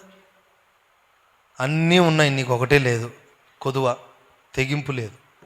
ఏమైపోతామన్న తెగింపు, ఏమైపోతామో మన శరీరం ఏమీ కాదు. ప్రభు మన శరీరం మీదకి కృపనిస్తాడు. 12 రోజులు ఉపవాసాల్లో తినమంటారు నన్ను, మనం 12 రోజులు ఉపవాసం ఉండాల్సిందే, ఉంటాం. పోతే ప్రభు పరిశుద్ధపరిస్తే ఇప్పుడు వెళ్ళిపోతాం అంతే. ఆ టైంలో ఒకటే కొదువుగా ఉంది మన లైఫ్. ఏదో ఏంటి ఆ కొదువ? ఏది ఇవ్వలేకపోతున్నావు, నువ్వు సమర్పణలోకి రాలేకపోతున్నావు. ఏంటి కొదువ? తెగింపు రావట్లేదు. 2వ పాయింట్లోకి వచ్చేద్దాం, సమయం చాలా గడిచిపోయింది ఇప్పటికే. 2వ పాయింట్ అపోస్తుల కార్యాలు 10:2. టకటగా చెప్పేస్తాను, కొంచెం లేట్ అయినా పర్వాలేదా? ఓకేనా? ఓసారి చేతులు ఊపండి, అలాగా ఆ సిగ్నల్ ఇచ్చే వాళ్ళందరూ. కొంచెం ఆలస్యమైన పర్వాలేదు అయ్యగారు అన్న వాళ్ళు, ఓకే అంటే ఇంచుమించుగా ఊపని వాళ్ళందరూ నాకు వ్యతిరేకమైన ఓట్లు వేసినట్టేగా. సంతోషం. మళ్ళీ చెప్తున్నాను, కొంచెం ఆలస్యమైనా పర్వాలేదు. డ్యూటీల టైం ఉందా? ఏమన్నా డ్యూటీలకు వెళ్ళాల్సిన టైం ఉందా? ఓకే, కొంచెం ఆలస్యమైన పర్వాలేదు అన్న వాళ్ళు హల్లెలూయా చెప్పండి. హృదయంలో ఉండే లేకపోతే బయట? ఓకే, నేను ఒకసారి సంఘ కాపర్ని కూడా కనుక్కున్నాను. ఓకేనా? Right, thank you. మంచిది, చదవన్నాను. అతడు తన ఇంటి వారందరితో కూడా దేవుని యందు భయభక్తులు గలవాడై ఉండి ప్రజలకు బహుధర్మములు చేయుచు ఎల్లప్పుడూ దేవునికి ప్రార్థన చేయువాడు. పగలు ఇంచుమించు 3 గంటల వేళ దేవుని దూత అతని యొద్దకు వచ్చి కొర్నేలి అని పిలుచుట దర్శనమందు తేటగా అతనికి కనబడెను. అతడు దూత వైపు తేరి చూచి భయపడి ప్రభువా ఏమని అడిగాను. అందుకు దూత నీ ప్రార్థనలు నీ ధర్మ కార్యములు, అందరూ వినండి, నీ ప్రార్థనలు నీ ధర్మ కార్యాలు దేవుని సన్నిధికి జ్ఞాపకార్థముగా చేరినవి. బాబా, దేవుని సన్నిధికి జ్ఞాపకార్థంగా చేరిపోయాయి. ఇప్పుడు ఏనానా ఏమైంది? ఇప్పుడు నీవు యొప్పేకు మనుషులను పంపి పేతురు అను మారు పేరు గల సీమోనును పిలిపించుము. అతడు సముద్రపు దరినున్న సీమోనను ఒక చర్మకారుని ఇంట దిగి ఉన్నాడు. ఓకే, ఇక మీరు చదవక్కర్లేదు, నన్ను టెన్షన్ పెట్టక్కర్లేదు, మీ వైపు చూసేటట్టు చేయకండి. ఒకటే మాట అర్థం ఏంటంటే, అక్కడ కొర్నేలు అనే నీతిమంతుడు కనబడతాడు. ఇతనికి రక్షణ ఉందా? హలో, లేదు. కానీ అతని ధర్మకార్యాలు, అతని ప్రార్థనలు ఎక్కడికి చేరాయంట? జ్ఞాపకార్థంగా చేరాయంట. ఎప్పటికీ ఇది ఏంట్రా ఇట్లా చేస్తున్నాయి? ఆ కార్యాలన్నీ దూతలు తీసుకొని పరలోకం తీసుకెళ్తుంటే దేవుడు చూసి ఎవరివి అంటే, అయ్యా భూమి మీద ఒకడు ఉన్నాడయ్యా. ఎవరు ఆయన అంటే కొర్నేలయ్యా, ధర్మకార్యాలు చేస్తున్నాడయ్యా, సత్కార్యాలు చేస్తున్నాడయ్యా, అతని ప్రార్థనలు కానీ అతని మంచితనం కానీ అంతా బాగానే ఉందయ్యా అంటే, అంత చూసి ఇవన్నీ జ్ఞాపకార్థంగా పరలోకంలోకి వచ్చేసాయంట. అప్పుడు దేవుడు చూసి అన్నీ ఉన్నాయి, కొర్నేలికి మంచి పేరుంది, ధర్మకార్యాలు చేస్తున్నాడు, అన్నీ ఉన్నాయి. కానీ దేవుని మనసులో ఒక లోటు వచ్చిందంట, ఒక కొదువు అయిందంట. ఏమిటా కొదువు అంటే, అన్నీ ఉన్నాయి కానీ ఇతనికి ఏం లేదు, రక్షణ కొదువుగా ఉంది. మీకు చదువు ఉందా? ఉంది. డబ్బులున్నాయా? ఉంది. అన్నీ ఉన్నాయి, కానీ ఏమి కొదువుగా ఉంది? ఇక్కడ రక్షణ కొదువుగా ఉంది. లోకంలో చాలామందికి లేవండి, ధనం లేదా, డబ్బులు. ఇంకో మాట చెప్పనా, క్రైస్తవుల కంటే చాలా చక్కగా ధర్మకార్యాలు చేసేవాళ్ళు మనమా 20 రూపాయలు ఇస్తే దండోరేసి మేము 20 ఇచ్చినాం ఓ తెగ ఫీల్ అయిపోతుంటారు. ఒక 1000 రూపాయలు కానుక పెడితే మేము 1000 రూపాయలు పెట్టినాం, మా 1000తోనే మొత్తం బన్నన్న తింటున్నాడు అంటారు. ఆయన తినేది ఎంత? స్తోత్రం కలుగును గాక, హల్లెలూయా. మేమిచ్చిన 10,000తోనే మొత్తం సంఘం అంతా ఫ్యాన్లు తిరుగుతున్నాయి. ఇంతవరకు చేసిన మంచి పనిలో ఇదొక్కటి. స్తోత్రం కలుగును గాక. నేను అదే అనుకున్నా, అన్నీ బాగున్నాయి, ఒకటి కొదువుగా ఉంది, ఈ ఫ్యాన్ ఆగిపోవాలని. చలికాలంలో ఫ్యాన్లు వేసుకున్నారంటే మీరు దూతలే. Thank you. కొంతమంది కానుక కొంత ఇస్తేనే ఇంకా సంఘం అంతా నేనే కట్టినట్టు ఫీల్ అవుతారు. కానీ ధర్మకార్యాలు అన్యులు బాగా చేస్తారు తెలుసా మనకంటే. కరోనాలో అన్యులు చేయలేదా? విజయవాడలో ఫ్లడ్ వచ్చినప్పుడు అన్యులు చేయలేదా? భోజనాలు పెట్టలేదా? ధర్మకార్యాలు దేవుని దగ్గరికి చేరాయి. దేవుడు ఆశపడ్డాడు, అరే ఇన్ని ధర్మకార్యాలు, ఇన్ని మంచి కార్యాలు ఇంట్లో ఉన్నాయి, ఒకటి కొదువుగా ఉంది. దేవుడు ఆశించి పేతురును పంపించాడు. ఆమె నేను ఒక మాట చెప్పనా, ఇప్పటికీ దేవుడు తన కార్యాలు కొందరిలో జరిగిస్తున్నాడంటే కారణం ఏంటో తెలుసా? కొంతమంది ధర్మకార్యాలు చేసేవాడు భూమి మీద ఉన్నారు. కొంతమంది వారి కొదువు ఒకటే, ఆ కొదువులు తీర్చగలిగింది మనమే. ప్రార్థన చేసి, ప్రభా లోకంలో మాకంటే ధర్మకార్యాలు చేసేవాళ్ళు నీతిమంతులు లేరండి? చాలామందిలో మీరు మనకు బయటికి రావు, కానీ కొంతమంది హీరోలు హీరోయిన్లు వాళ్ళ జీవితాల్లో కొన్ని ఆస్తులు నిరుపేదలకు, తర్వాత గుడ్డివారికి, కుంటివారికి అర్పించినటువంటి వాళ్ళ దాఖలాలు ఉన్నాయి. కొంతమందివి అన్య జనులే, హైందవులే, మంచి వాళ్ళు, వాళ్ళలో ధర్మకార్యాలు చేసే వాళ్ళు ఎంతమందో ఉన్నారు. నా ఆశ ఏంటంటే ఒక్కటే కొదువ, వాళ్ళ ధర్మకార్యాలు నిజంగా దేవుడు అంగీకరిస్తే, రక్షణ కూడా వాళ్ళకు వస్తే ఆ కొదువంతా తీరిపోతుంది. నేనేమంటానంటే రక్షణ కొదువుగా ఉంది. మంచోళ్ళు ఉన్నారు, వారికి రక్షణ వస్తే బాగుంటుంది. ఆమేన్. మనకంటే మంచోళ్ళు లేరండి. మనం మేము బాప్తిసం తీసుకున్నాం, మేము నీతిమంతులం. నీ నీతి లోకస్తులకు నీకంటే ఎక్కువ ఉంది. నీకున్న మంచి నువ్వు నేను నీతిమంతుణ్ణి అంటావు, కానీ బయట వాడు ఒకళ్ళు బొట్టు పెట్టుకున్నా వాని మాట, వాని ప్రవర్తన, వాని క్రియ ఎట్లా ఉంటుందంటే అంత చాలా బాగుంటుంది. మేము ఒకరోజు మేము ఇక్కడ నుంచి వరంగల్కి వెళ్తున్నాం, రామగుండం వెళ్తున్నప్పుడు సింగరంలో వెళ్ళాలంటే ఖర్చీపులు వేయాలి సీట్లు రావాలంటే. ఒక పెద్ద మనిషి, ఒక ఆయన, అమ్మ కూర్చోమంటే నేను కూర్చోను అన్నది. అంటే నేను అన్నానండి, ఆమె భూమి మీద లేని కన్యకండి,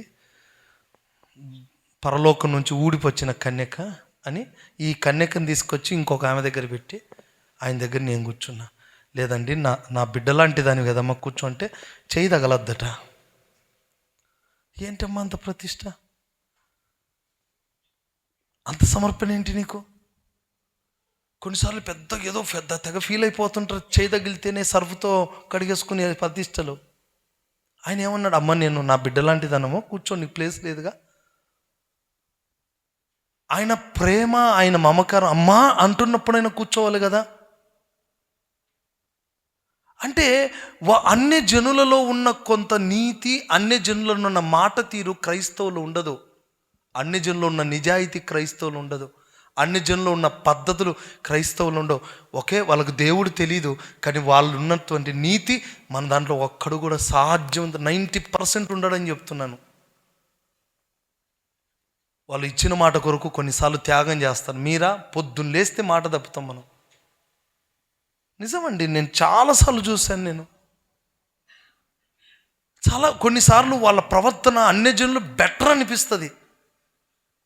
రక్షణ గురించి తెలియదు, పరిశుద్ధత గురించి తెలియదు. వాళ్ళు తెలిసిందంటూ నమ్మకంగా నీతిగా ఉండే అన్యజనులు లేరంటారా? లేరా? మీ కళ్ళ ముందు కనపట్లేదా? అరే వీళ్ళకి ప్రభు వాక్యం తెలియదు కానీ నీతిగా ఉన్నారని తెలుసు. కానీ నా ప్రార్థన ఏంటంటే అలాంటి నీతిమంతులకు ఏం కొదువు ఉంది చెప్పండి? ఏం కొదువు ఉంది? రక్షణ కొదువైంది. ఆ కొదువంతా కూడా నా దేవుడు ఏం చేయాలంటే ఈ ఉపవాస ప్రార్థనల ద్వారా ఈ ప్రాంతంలో, ఈ దేశాయపేట, ఈ వరంగల్లో ఎవరో నీతిమంతులు ఉన్నారు, వాళ్ళ కొదువుగా ఉన్నది ఒకటే, రక్షణ ప్రసాదించు ప్రభు అని ప్రార్థన చేయడమే. ఈరోజు మీ అందరికీ అన్నీ ఉన్నాయి, ఏం లేదు? కొందరికి, అందరికి కాదు. రక్షణ లేదు. రక్షణ లేకపోతే ఏమవుతావు? పరలోక రాజ్యం చేరుకోలేం. మనకంటే నీతిమంతులు ఉన్నారు. స్వామి అంతేనా? ఉన్నారా లేదా? వాళ్ళకు తెలిసిన దైవత్వంలో ప్రతి గురువారమో ప్రతి శనివారం వెళ్ళి వాళ్ళ దైవాలకు నమ్మకంగా చేస్తాం. మనమా ఒక ఆదివారం వచ్చినామంటే క్రిస్మస్ పండగకి వస్తే మళ్ళీ జనవరి 1కి వస్తాం. ఈడ కుదరకపోతే రామగుండం కొత్తాం, ఎందుకంటే ఇక్కడ కుదరదని. అంటే ఒక క్రిస్మస్ పండగకు లేకపోతే ఒక గుడ్ ఫ్రైడేకి ఇది కాదు మన భక్తి. నాకు అనిపిస్తుంది మన ప్రవర్తన కొన్నిసార్లు, మన మాట తీరు, మన మాట్లాడే పద్ధతులు, ఎన్ని బూతులో నాయనో వీడు క్రైస్తవుడా కాదా, క్రైస్తవుని నోట ఇన్ని బూతులు వస్తాయా. మళ్ళీ ఆదివారం మాత్రం డిగ్నిఫైడ్గా వచ్చి నేను నీతిమంతుణ్ణి, నా అంత పరిశుద్ధుడు ఎవరు లేడు. నాకు తెలిసి నరకానికి వెళ్ళేది ఫస్ట్ గుంపు ఇదే. దేవుని ఇంటి దగ్గరికి తీర్పు వస్తుందట. ఫస్ట్ ఎక్కడికో పోదు తీర్పు, ఫస్ట్ మన దగ్గరికి తీర్పు.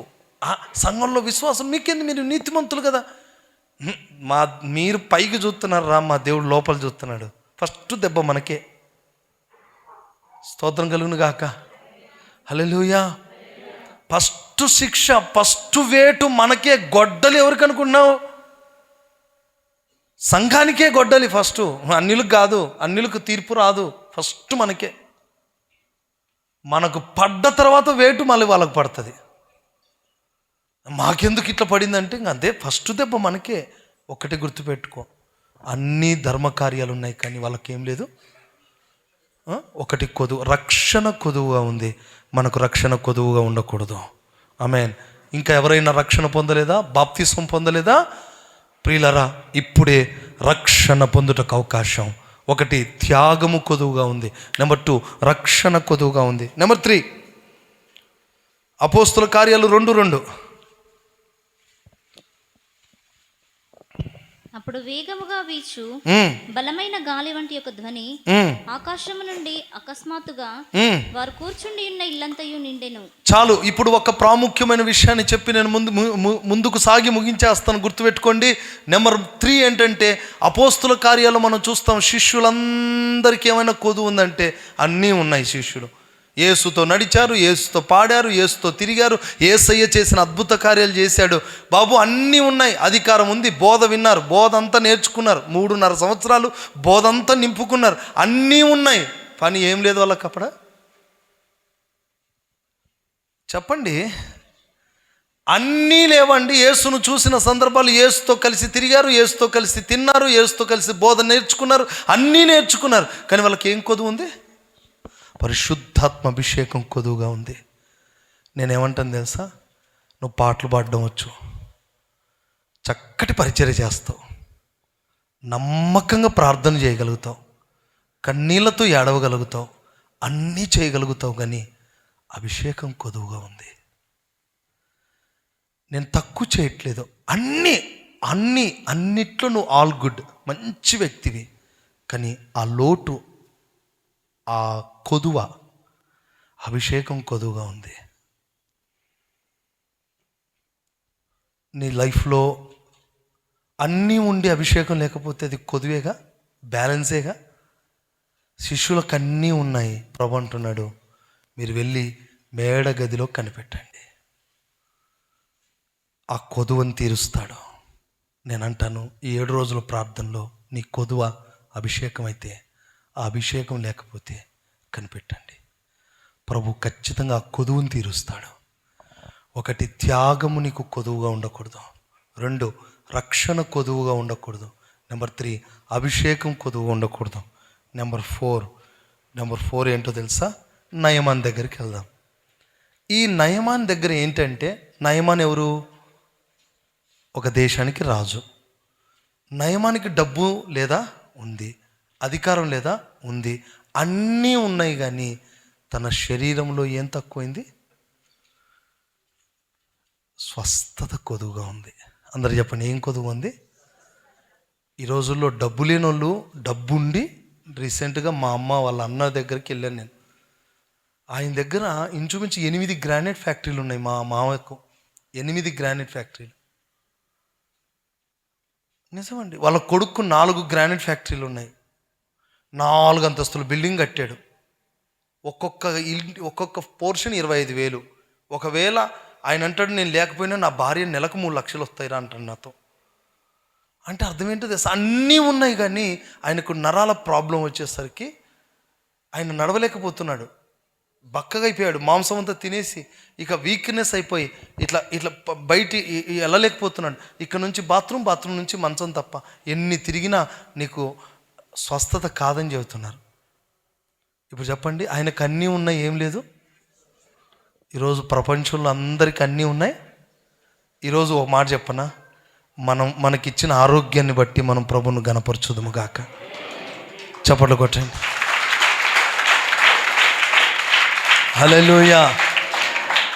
లోకంలో చాలామందికి అన్నీ ఉన్నాయి, ఏం లేదు. మనకి ఏమీ లేకపోయినా ఏముంది? ఈ పాయింట్ దగ్గర రండి. ఆరోగ్య ప్రదాతలుగా మనం ఉన్నాం. ఆమేన్. మనం అందరం ఆరోగ్యం కలిగి ఉన్నాం. చాలామంది నన్ను అడుగుతారు, అన్న ఎలా ఉన్నావు? మీ అందరికంటే నేనే బాగున్నానని చెప్తాను. ఎందుకు? మనం ఆరోగ్యంగా ఉండడం, ఆరోగ్యమే మహాభాగ్యం. ఈ భాగ్యం మనం కలిగి ఉన్నాం. దేవుడిచ్చిన స్వస్థత. కొర్నేలి, నీకేం కొదువైంది? స్వస్థత కొదువైంది. ఈరోజు సంఘంలో అన్నీ ఉన్నాయి కానీ స్వస్థత లేదని బాధపడుతున్నారా? ఆ కొదువులన్నీ నా దేవుడు తీర్చేస్తాడు. ఆమేన్ చెప్పరే? ఆమేన్. ఇప్పుడు చెప్తున్నా, ఈ ఉపవాస పండగల్లో మీకు స్వస్థత కొదువుగా ఉందా? నా దేవుడు ఖచ్చితంగా స్వస్థతనిచ్చి ఆ కొదువులన్నీ తీర్చేస్తాడు. ప్రకటన గ్రంథం 2వ అధ్యాయం. ఒక్క నిమిషం ముగించేస్తాను. ప్రకటన గ్రంథం 2వ అధ్యాయం, 3వ అధ్యాయం ఒకసారి చూస్తారా? 3:15. నీ క్రియలు నేను ఎరుగుదును, నువ్వు చల్లగానే నేను వెచ్చగానే లేవు, నువ్వు నిలవెచ్చని స్థితిలో ఉండిన మేలు. ఇంకా చదువు నాన్న, కంటిన్యూ. నీవు వెచ్చగానైనను చల్లగానైనను ఉండక నులివెచ్చనగా ఉన్నావు గనుక. నాన్న అదంతా చదువుకుండా 17వ వచనం చూడు. నీవు దౌర్భాగ్యుడవును, దిక్కుమాలిన వాడవును, దరిద్రుడవును, గుడ్డివాడవును, దిగంబరుడునై ఉన్నావని ఎరుగక నేను ధనవంతుడను, ధనవృద్ధి చేసి ఉన్నాను, నాకేమీ కొదువు లేదని చెప్పుకుంటున్నావు. ఇప్పుడు వినండి, లవోదిక సంఘం స్థితి చెప్తాను. ఇప్పుడు సంఘం ఏమనుకుంటుంది? అక్కడ ఆ మాట చదివారు కదా, నాకేమీ కొదువలేదు. నేను ఒకటే మాట చెప్తున్నా, నాకేమీ లేదు, నేను అంత నీతిమంతురాలనే, నేను అంత పరిశుద్ధురాలనే. అంటే దేవుడు అంటున్నాడు, నువ్వు చెప్పుకోవడానికి అంత బాగానే ఉన్నావు కానీ నీ బతుకంతా బయట పెడతాను ఇప్పుడు అన్నాడు. లవోదిక సంఘం అనుకుంటుంది, నేను ఐఎమ్ పర్ఫెక్ట్, నేను అందరితో మంచిగా ఉంటాను, నేను ఎవరితో నేను ఏం చేయను, మొత్తం నీ బ్రతుకంతా బయట పెడుతున్నాడు అక్కడ. నేను సమృద్ధి, నేను నీతిమంతురాలను, నేను నీతిమంతుని, నేను పరిశుద్ధుని అంటే నువ్వు ఊరుకో, నీ మొత్తం నాకు ఏ కొదువులు ఏమన్నా ఉన్నవన్నీ కొదువులే. నులివెచ్చని స్థితి కొదువు కదా, దిక్కుమాలిన స్థితి కొదువు కదా, దిగంబరత్వం అంటే వస్త్రాలు పోగొట్టుకున్న కొదువు కదా. అంటే వస్త్రహీనత ఉంది, దిగంబరత్వం ఉంది, దిక్కుమాలిన స్థితి ఉంది, దరిద్రపు స్థితి ఉంది, కళ్ళకు కాటుక కూడా లేకుండా పోయింది. కళ్ళకు కాటుక అంటే ఆ కాటుక కాదు, కళ్ళకు పెట్టుకునే కాటుక కాదు చెప్పేది. కళ్ళు కనపడతలేవు. ఇప్పుడు నాకు అదే ప్రాబ్లం కదా, అందుకే ఇది దూరపు చూపు కొంచెం తేడా కొట్టింది, అందుకని పెట్టుకున్నాం. ఇది కూడా అంతే. కంటికి కాటుక లేదంటే కంటి చూపు పర్ఫెక్ట్గా ఉండడానికి కాటుక పెట్టేవాళ్ళు. కాటుక అంటే దేవుని వాక్యం. నీ కళ్ళు మనోనేత్రాలు తెరవబడాలంటే వాక్యం లేదు నీ కంటికి. వాక్యం లేదు, వస్త్రాలు లేవు, దిక్కుమాలిన స్థితి, దరిద్రపు స్థితి, నులివెచ్చని స్థితి అన్నీ పెట్టుకొని నేను పర్ఫెక్ట్. ఉన్నవన్నీ దరిద్రమే, ఉన్నవన్నీ కొదువులే. 7 కొదువులు ఉన్నాయి, ఇంకెక్కడ పోతుంది ఈమె? లవోదిక సంఘమా, నువ్వు లవోదిక సంఘం అయితే మొత్తం ఉన్నవన్నీ నాకేమీ లేదు, నేను ధనం సమృద్ధి, నాకేం కొదువు లేదు. కొదువు లేదనుకుంటేనే మొత్తం కొదువులు. దిగంబరత్వం నీ కొదువుగా ఉందా? వస్త్రాలు లేవా నీ జీవితానికి? దైవికమైన వస్త్రాలు లేవా? నులివెచ్చని స్థితిలో ఉన్నావా? అటు లోకం ఇటు పరలోకం కావాలని 2 పడవల మధ్యలో కాలు పెట్టేసేవేమో, పడిపోతావు, జారిపోతావు, జాగ్రత్త. చాలా తేడాగా ఉంటే మొత్తం పోతాం. ఉంటే వెచ్చగానే ఉండు, లేకపోతే చల్లగానే ఉండు. కానీ నులివెచ్చని స్థితి చాలా డేంజర్, చాలా ప్రమాదం. ఉంటే లోకంలో ఉండు, తిరుగు, నిన్నెవ్వడేమండు. కానీ దేవుని మందిరానికి వచ్చి లోకస్తుల్లా ప్రవర్తించావనుకో, దేవుడు ఒక్క దెబ్బ కొట్టాడంటే జీవితకాలం లేవలేనంత దెబ్బ పడుతుంది. ఒక్క దెబ్బ, ఒక నరం అట్లా కదిలిస్తే ఇంకా జీవితకాలం మంచాన పడతావు, జాగ్రత్త. ఇది ఆమెనంటున్నాడన్నా, పాపం స్తోత్రం కలుగును గాక. అంత రియలైజింగ్లో ఉంది అన్నకు. అందుకే అంటే నిజమే, అది నిజమే అన్నట్టుగా చెప్తున్నాడు. అది నిజమే అన్నా, అవును కరెక్టే, దెబ్బ పడాల్సిందే అన్నట్టే కదా, యాక్సెప్ట్ చేస్తున్నాడు. కరెక్టే, మాకు సిగ్గే తగిలింది అన్నారు ఇశ్రాయేల్ ప్రజలు, అనలేదన్నా? మాకు సిగ్గే తగిలింది, మాకు తగలాల్సిందే, మాకు దెబ్బ పడాల్సిందే, ఎంత ఒప్పుకున్నారు. మనం కూడా అప్పుడప్పుడు ఒకసారి నాకెందుకు ప్రభా ఇట్లా, నాకు సిగ్గే తగిలింది ప్రభా, నాకు తగలాలే తగిలింది. మంచిగా కొట్టావు ప్రభా, ఎప్పుడన్నా ఏదన్నా దెబ్బ మంచిగా అయింది అంటాం కదా మనం. స్తోత్రం కలుగును గాక, హల్లెలూయా. ఎప్పుడన్నా మనం చెప్పిన మాట లేదా కింద పడ్డాను కదా, అబ్బా మంచిగా అయింది చెప్తే వినవా. దేవుడు కూడా అంటాడు, మంచిగా అయింది అంటాడు దేవుడు కూడా. అప్పుడు మీరేమనాలి, ప్రభా నేను అట్ట కాదు, నాకు సిగ్గే తగిలింది ప్రభా, మేము చెయ్యాలి, నాకు తగలాలి ప్రభా, నేను చేసిన దానికి నాకు సిగ్గే తగిలింది నాయన, నా బతికిట్టనే అడవాలి. ఎవరన్నా అంటారు అట్లా? నిరీక్షణ పాస్టర్ గారు బండన్న ప్రార్థన చేయట్లేదు, అందుకే నాకు బతికిట్లా ఏడిసింది అంటావు. అమ్మ, వ్యాపారం చక్కగా జరగకపోతే బండన్న ప్రార్థన చేయలేదా? నీకు జీతం చక్కగా రాకపోతే బండన్న ప్రార్థన చేయలేదు, నిరీక్షణ పట్టించుకోవట్లేదా? ఇది ఎక్కడ గోల? దానికి దీనికి సంబంధం ఏంటి? స్తోత్రం కలుగును గాక, హల్లెలూయా. ఇక్కడ మామూలుగా లేదు అసలు, నాకేం కొదువు లేదు, ఉన్నవన్నీ కొదువులే. ఏమున్నాయి అసలు లవోదిక సంఘంలో? మొత్తం అన్నీ పక్కన పెట్టు, తలుపులు వేసుకొని లోపల ఎంజాయ్ చేస్తున్నారు వీళ్ళు. అక్కడ బయట తలుపు తడుతున్నాడు ప్రభు. అసలు వీళ్ళు అనుకుంటున్నారు ప్రభు మనతోనే ఉన్నాడు. పిచ్చోడా, ప్రభు మీతో లేడు, ప్రభు బయట ఉన్నాడు.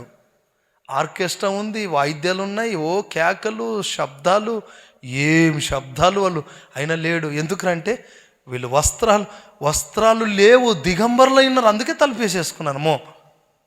ఎంత భయంకరం ఈ సంఘాన్ని, దారుణం అండి ఇది. అన్నీ కొదువులే, ఒకటి కాదు.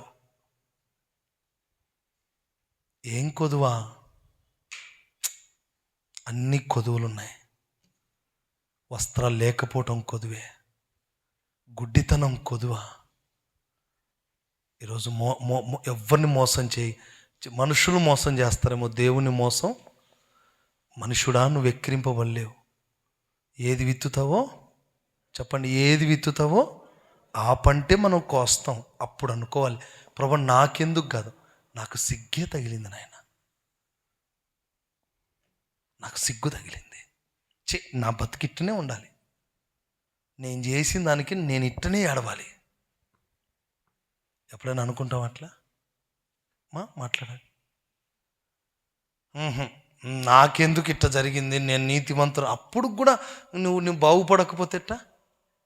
దెబ్బ మీద దెబ్బ, దెబ్బ మీద దెబ్బ, దెబ్బ మీద దెబ్బ, పుండు గాయం మానకముందు ఒక దెబ్బ, మళ్ళీ ఇంకొక దెబ్బ, ఇంకొక దెబ్బ. ఇన్ని దెబ్బలు పడ్డా కూడా నువ్వు అనుకోవట్లేదు.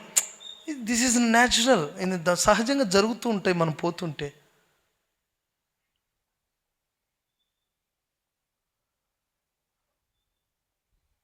ఒక ఆదివారం చర్చికి రాకపోతున్నాడు తమ్ముడు రాజు, మామూలుగా సాధారణంగా నువ్వు మంచి ప్లేయరు కదా, ఒక ఆదివారం ఆరాధనకు పోతే 4 డక్అవుట్లు అయినా పడినప్పుడు అర్థమైన కావాలండి నీకు, నీ 4 డక్అవుట్ అవుతానంటే నా బతుకులో దేవుని సన్నిధి కంటే ఎక్కువగా నేను అటు వెళ్తున్నానని. ఆడు పర్లేదు, కానీ ఫస్ట్ సన్నిధి కదా కావాల్సింది.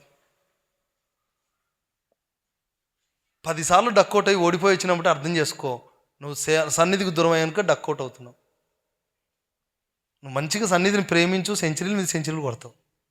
అంటే ఎగ్జాంపుల్ చెబుతున్నా, తమ్ముడు క్లోజ్ గనక. హల్లెలూయా.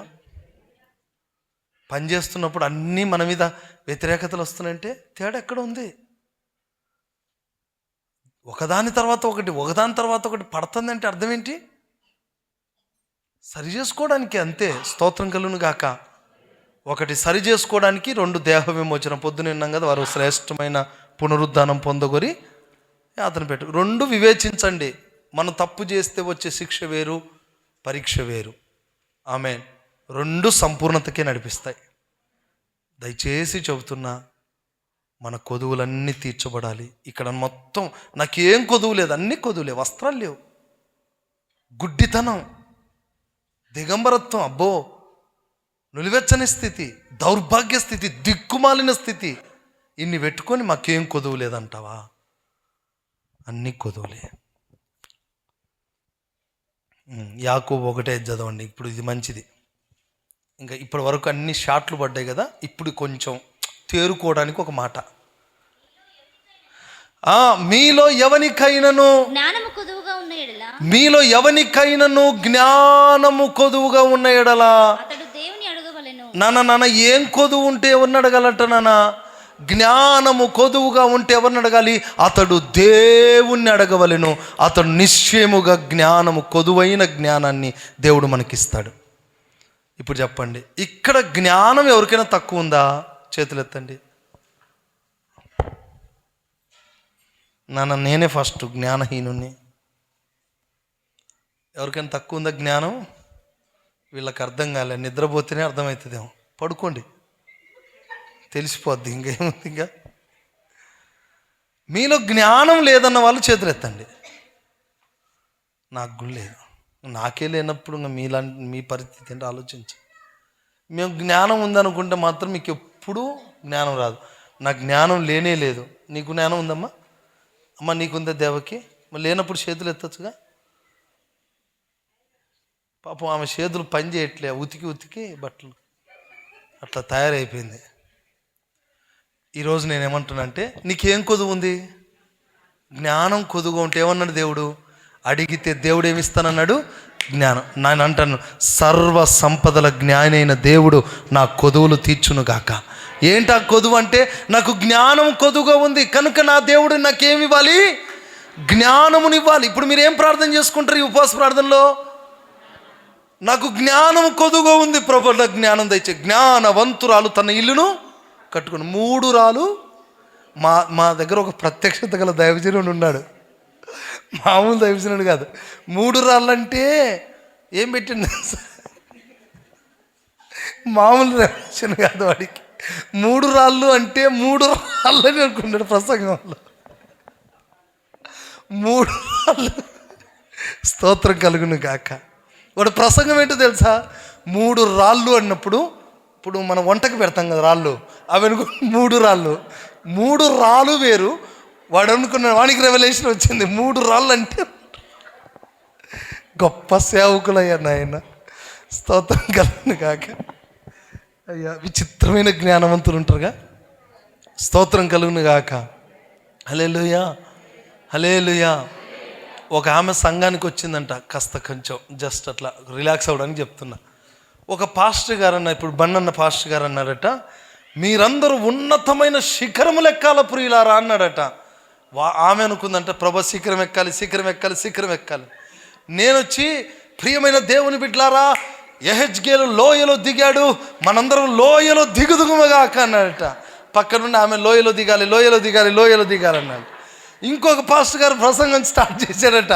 ఆయన అన్నాడు, ప్రభు ప్రియులారా, మనం ఎప్పుడు ఉన్న స్థితిలో ఉండకూడదు, బహుగా విస్తరించాలన్నాడట. ఏమన్నాడు చెప్పండి? బహుగా విస్తరించాలన్నాడట. ప్రియులారా, అటు ఇటు కదలొద్దు, కదలని కొండ మీద నిలబడిన వారై స్థిరమైన బండ మీద ఉండాలన్నాడట. ఈయనేమో ఎక్కమన్నాడు, ఒక ఆయనేమో దిగమన్నాడు, ఒక ఆయనేమో విస్తరించమన్నాడు, ఒక ఆయనేమో బండ మీద ఉండమన్నాడు. ఇప్పుడు చెప్పండి, ఆమెకి ఏం జ్ఞానం అర్థమైందంటే, ఇప్పుడు బండ బండ అంటుంది, మళ్ళీ కొండ కొండ అంటుంది, మళ్ళీ ఏమో లోయ లోయ అంటుంది. ఏంట్రా అంటే, ఏమో మా పాస్టర్ అట్ట ప్రసంగం చేసిపోయారు, 4 ప్రసంగాలు. ఇక ఇప్పుడు ఏమనుకోవాలమే? అప్పుడు ఆమె ఏం చేయాలంటే, సమయోచితమైన జ్ఞానం, ప్రభా ఆత్మీయ జీవితంలో ఎండిన స్థితిని మార్చగలిగిన లోయలోకి దిగే అభిషేకం దయచే. దిగిన తర్వాత, బలపడిన తర్వాత, నేను పర్వతం ఎక్కే అభిషేకం నాకు కావాలయ్యా. నా ఆత్మీయ జీవితం విస్తరించాలి, సాక్ష్యం విస్తరించాలయ్యా. నేను అటు ఇటు కదలకుండా స్థిరమైన సంఘంలో నేను ఉండాలని ప్రార్థన చేయాలి. 4 ముక్కల్లో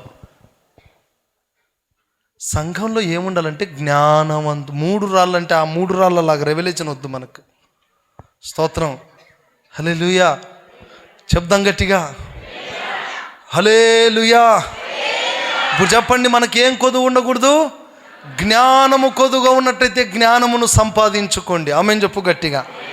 తర్వాత ఇంకోటి ఫిలిప్పులకు రాసిన పత్రిక 2:29 త్వరగా.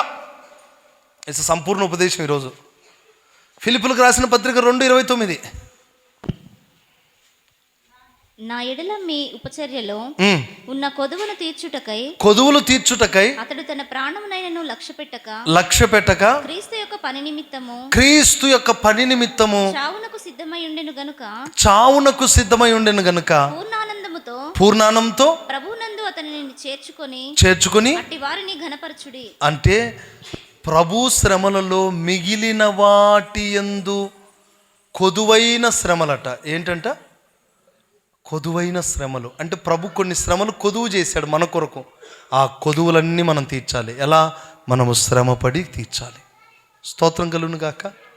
హల్లెలూయా, హల్లెలూయా. ఇంకా వెళ్తే మనము ప్రకటన గ్రంథంలో చివరిగా అయిపోయింది. ప్రకటన గ్రంథం 3లో చూస్తే 3వ అధ్యాయం 2వ వచనం చూడండి. నీ క్రియలు నా దేవుని ఎదుట సంపూర్ణమైనవిగా కనబడలేదు. అంటే ఏం కనపడలేదు? ఆ సంఘానికి సంపూర్ణత కొదువుగా ఉంది. సంపూర్ణత లేదు ఆ సంఘానికి. సంపూర్ణతను గురించిన బోధ వింటున్నాం. మనకేం కొదువు ఉండకూడదు? సంపూర్ణత కొదువుగా. అంటే మనం సంపూర్ణం అవ్వాలి. స్తోత్రం కలుగును గాక. హల్లెలూయా, హల్లెలూయా. కొలస్సీలకు రాసిన పత్రిక 1:24లో చదివితే ఆడ కొదువైన శ్రమలు అని ఉంటుంది. యేసయ్య మిగిల్చిన శ్రమలు, నాయకులు శ్రమలు కొన్ని ఇచ్చాడు మనకు. చదవమ్మా. ఇప్పుడు మీకు అనుభవిస్తున్న శ్రమల యందు సంతోషించుచు సంఘము అను ఆయన శరీరము కొరకు క్రీస్తు పడిన పాటలలో కొదువైన వాటి యందు నీ వంతు నీ శరీరమందు బాబా. ఇప్పుడు చెప్పండి అమ్మా, క్రీస్తు శరీరం అనేది సంఘం. గ్లోరియస్ సంఘమా? క్రీస్తు శరీరం అనే సంఘమా? ఈ క్రీస్తు శరీరము కొరకు దేవుడు కొన్ని శ్రమలను ఎవరి వంతులో వారికి ఏమిచ్చాడు? హలో, నా వంతు నాకు అంటే కొన్ని యేసయ్య శ్రమలు అనుభవించి ఏమిచ్చాడు? నాకు కొంత నాకు ఇచ్చాడు. ఆ కొదువు నేనేం చేయాలి? నేను శ్రమపడి సంపూర్తి చేయాలి. ఇప్పుడు మేరీ సిస్టర్కి ఇచ్చిన శ్రమలు కొన్ని ఉన్నాయి. అవి కొదువుగా దేవుడు ఇచ్చాడు. కొంత ఇచ్చాడు ఆ సిస్టర్కి, నాకు కొంత ఇచ్చాడు. ఇక్కడ ఉన్న మీ అందరికీ కొంత శ్రమలు ఇచ్చాడు. నేను శ్రమపడను, నేను సుఖపడతానంటే కుదరదు. సంఘము కొరకు మీరు కొదువులన్నీ తీర్చాలి. ఏంటి ఆ కొదువులు అంటే?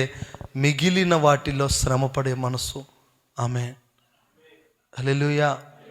ఉపదేశం అర్థమవుతుందా? అంటే దేవుడు ఒక కొదువు పెట్టాడంట మనకు, కొన్ని మిగిల్చాడట. దేని కొరకంటే మీరు మీ కొరకు కాదు, సంఘము కొరకు శ్రమపడాలి. ఇది నేర్చుకోవాల్సిన ఉపదేశం. దేని కొరకు శ్రమపడాలంటున్నానా? క్రీస్తు శరీరం అనేది సంఘం కొరకు. ఈ సంఘం మహిమకు సిద్ధపడాలి, రాకడకి ఎత్తబడాలి. అది వంతుగా మీకు ఇచ్చాడు. మా వంతు ఏంటో తెలుసా? మా నాయకులు కొన్ని శ్రమలు మిగిల్చారు, అది మేము పడాలి. యేసయ్య సంఘానికి శ్రమలు మిగిల్చాడు. ఆ కొదువులన్నీ తీర్చి మనందరం సంపూర్ణం చేసి సంపూర్ణులుగా రాకడికి ఎత్తబడాలి. ప్రియులారా, మన కొదువులన్నీ తీర్చబడాలి. 1, త్యాగం చేసుకునే విషయంలో కొదువుగా ఉన్నాం.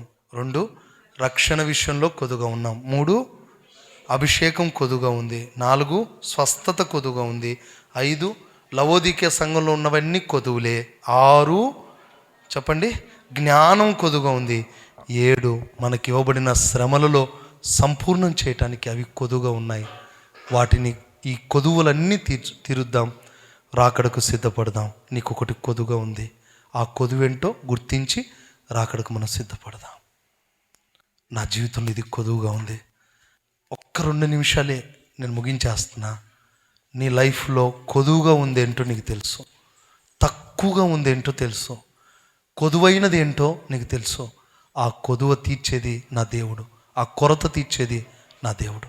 5 నిమిషాలు మోకరించి 2 చేతులు పైకెత్తి చిన్న ప్రార్థన చేసుకుందాం. నన్నందరూ మోకరించండి. ఈ రాత్రి నా కొదువులన్నీ తీర్చే దేవుడు, నేను మిగిలిన వాటిని శ్రమపడటానికి మా నాయకులు, మా దైవజనులు, మా సేవకులు మాకు ఇచ్చిన శ్రమలను మేము అనుభవించటానికి, కొదువులన్నిటినీ తీర్చడానికి ఇదే అవకాశ సమయం. అయ్యా, నా కొదువులన్నీ తీర్చబడాలి నాయన.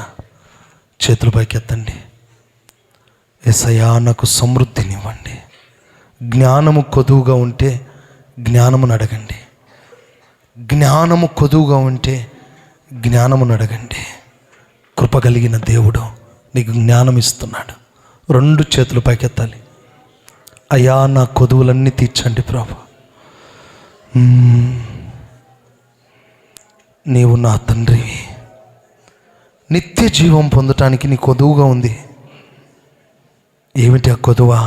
త్యాగం చేసుకునే మనసు లేదు. అన్ని ధర్మకార్యాలు చేస్తున్న వారికి రక్షణ కొదువుగా ఉంది.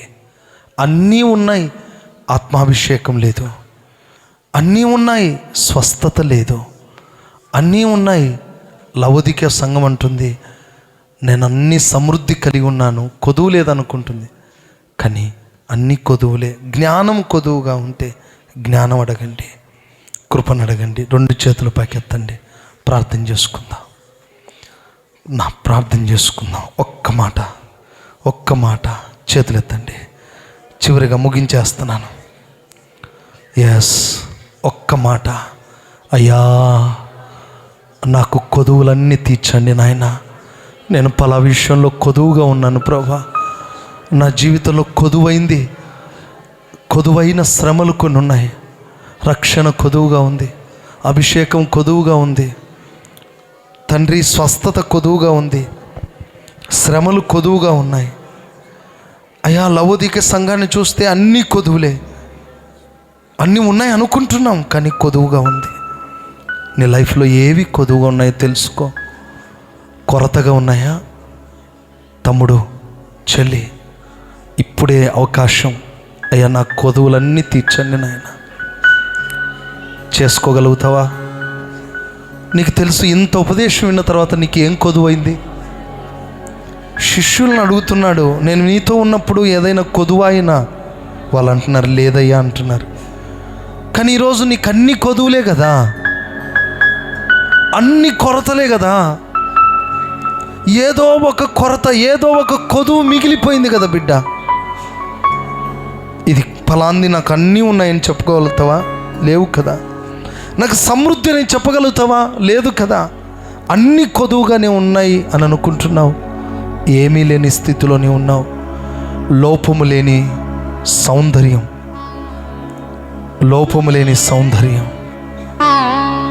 ఇదిగో నిన్ను వెతకటానికి నా ప్రభు వస్తున్నాడు. నీ ముఖము చూసినప్పుడు లోపము లేని సౌందర్యం కనపడాలి. నిన్ను తేరి చూసినప్పుడు ఏ మచ్చ, ఏ కొదువ కనబడు. ఇది తక్కువైంది అని చెప్పకూడదు, ఇది కొరతగా ఉంది అని చెప్పకూడదు, ఇది బలహీనంగా ఉంది అని చెప్పకూడదు. నాకు కొదువులన్నీ తీర్చున్నాయి. ఇది కొదువైంది నా లైఫ్లో, తక్కువైంది. చెల్లి, అభిషేకం కొదువైందా?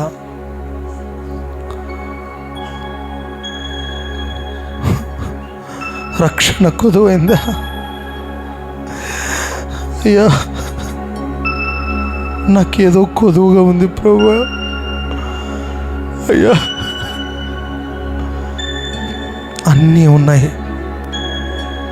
కానీ తలుపులు వేసుకున్నావు అనుకుంటున్నావు. నీ జీవితంలో కొదువులుగా ఉన్నాయి. అయ్యా, నేను అనుకుంటున్నాను నాకు అన్నీ ఉన్నాయిలే, అన్నీ వచ్చు అనుకుంటున్నాను, కానీ కొదువుగా ఉన్నాను ప్రభువా, తక్కువగా ఉన్నాను ప్రభువా. వారు అనుకుంటున్నారు అభిషేకం ఉంది అనుకుంటున్నారు. బుద్ధి లేని కన్యకలు మాకు అభిషేకం ఉంది అనుకుంటున్నారు. కొదువైంది అదే. సిద్ధిలలో నూనె లేదు. నీ లైఫ్లో కూడా నూనె, కన్నీళ్ళతో ఏడవలసిన రాత్రి కదా ఇది. గుండెలు బాదుకొని ఏడవలసిన దినము కదా బిడ్డ. హృదయాన్ని చింపుకోవలసిన రాత్రి కాదా? నీ అంతరంగాన్ని సున్నతి చేయడానికి నా దేవుడు వచ్చిన వాడు కాదా? ఇదిగో నిత్య జీవం కావాలంటే నీ జీవితంలో ఏది కొదువుగా ఉందో తేటగా సూటిగా నీ అంతరంగంలోకి వాక్యము సున్నతి వలె జొరబడి జొచ్చి ఇదిగో నీ అంతరంగములను దోషములను వెలికి తీయగలిగిన ఉపదేశము కాదా ఈ పూట? ఓ శబకర్త నింపగలిగిన దేవుడు, కొదువులు తీర్చగలిగిన దేవుడు. ఓ శబకర తురనబందర దిరబల రబనబాతిర. ప్రతి కొరతలను ప్రతి కొదువులను తీర్చండి ప్రభువా. ఏ కొదువు లేని వారుగా ఉండాలి ప్రభువా. నా జీవితంలో ఏ కొదువ ఉండకూడదు ప్రభువా, ఏ కొరత ఉండకూడదు బాబు. కరబషందో లిఖబారా తురనమందర దిరబ రిమాన రోఖేదా తుననబ షందరోలర తుననబ దిరబ రిమాన రబకర తురల రబకోలర తుననబ షందరబాల.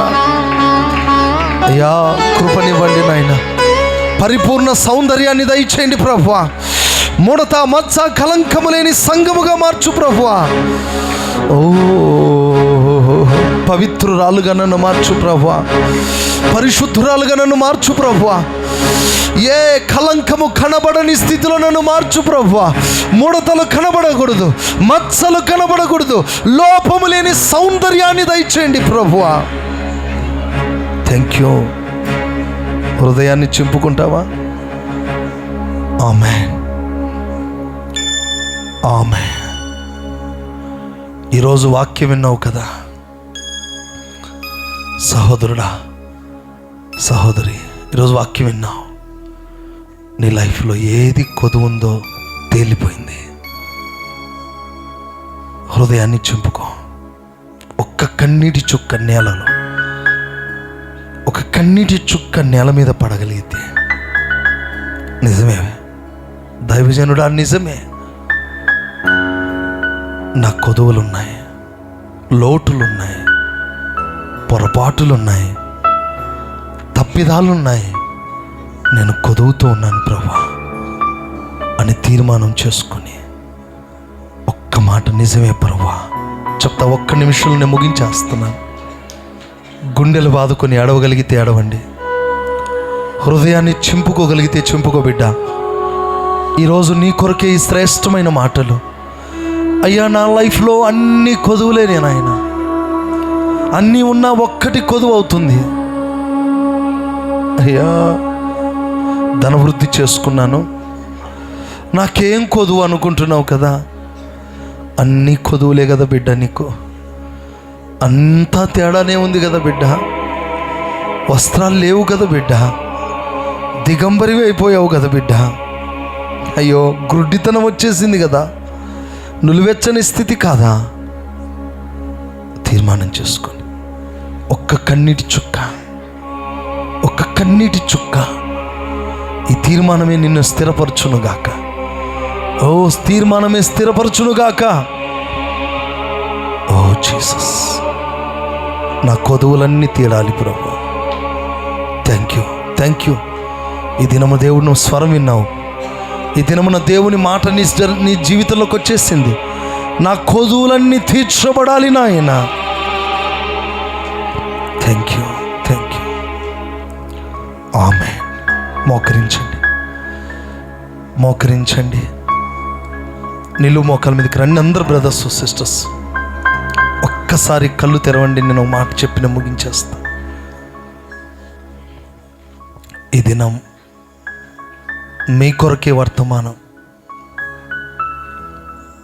ఇక్కడ ఉన్న మనలో ఎవ్వరం కూడా సంపూర్ణం కాం. నాతో కలిసి మనలో ఏదో ఒక కొదువు ఉంది, మనలో ఏదో ఒక కొరత ఉంది. మనం అనుకుంటాం అన్నిట్లో మనం పర్ఫెక్ట్ అనుకుంటాం, మనకంతా తెలుసు అనుకుంటాం. మనం జీరో, మనకేమీ తెలియదు. మనం నిమిత్త మాత్రులం, మనకంతా వచ్చు అనుకుంటాం. మనం శూన్యం, నాకు మాట్లాడడం వచ్చు అనుకుంటాం. నేను ఏదైనా సాధిస్తాననుకుంటాం, నాకన్నీ తెలుసు అనుకుంటాం. లోటు, కొదువ. మనంతరంగంలో నుండి రావాల్సిన మాట ఒకటే, నిజమేనయ్యా, నేను సంపూర్ణంగా లేను, నేను పరిపూర్ణురాలను కాదు అయ్యా, నేను సంపూర్ణత పరిశుద్ధుని కాలేదయ్యా, చాలా లోట్లు నా జీవితంలో ఉన్నాయి. ఈరోజు రాత్రే ఆ లోట్లన్నీ విడిచిపెడతాను అన్న వాళ్ళు మాత్రమే లేచి నిలబడండి. ఈ రాత్రి నా జీవితంలో ఉన్న ఆ లోటంతటిని తీసేసుకుంటానయ్యా అన్న వాళ్ళు మాత్రమే తీర్మానం. ఇది సాధారణమైన ఉపదేశం కాదు. అలా లేచి నిలబడి అందరం కూడా తీర్మానంలోకి వద్దాం. అందరూ కాదు, తీర్మానం కలిగిన వాళ్ళు మాత్రమే. మిగతా వాళ్ళందరూ ప్రార్థనలు ఏకీభవిద్దాం. ముగింపులోకి వచ్చేసాం. అయ్యా, ఈ రాత్రి విడిచిపెడతానయ్యా, నా కొదువులు, నా జీవితంలో నాకు లోటులన్నీ విడిచిపెడతాను ప్రభువా. చేతులెత్తండి, మీ కొరకు నేను ప్రార్థన చేయబోతున్నాను.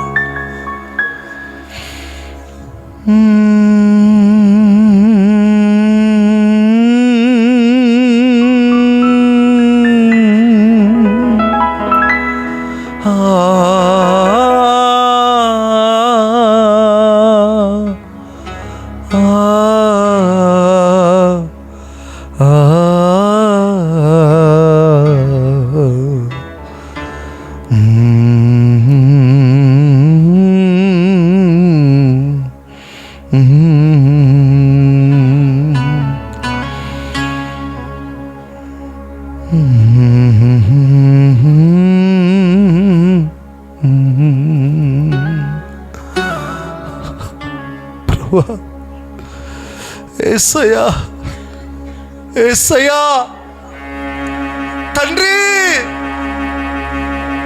అబ్బా, నేను పరిపూర్ణురాలను కాదప్పా. డాడీ,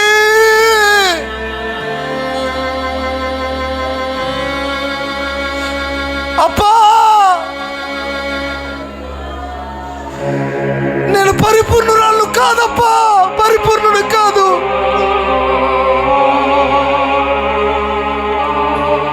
నేను పరిపూర్ణత కలిగిన వ్యక్తిని కాదు ప్రభువా. నా బ్రతుకంతా లోట్లే, నా బ్రతుకంతా లోపాలే,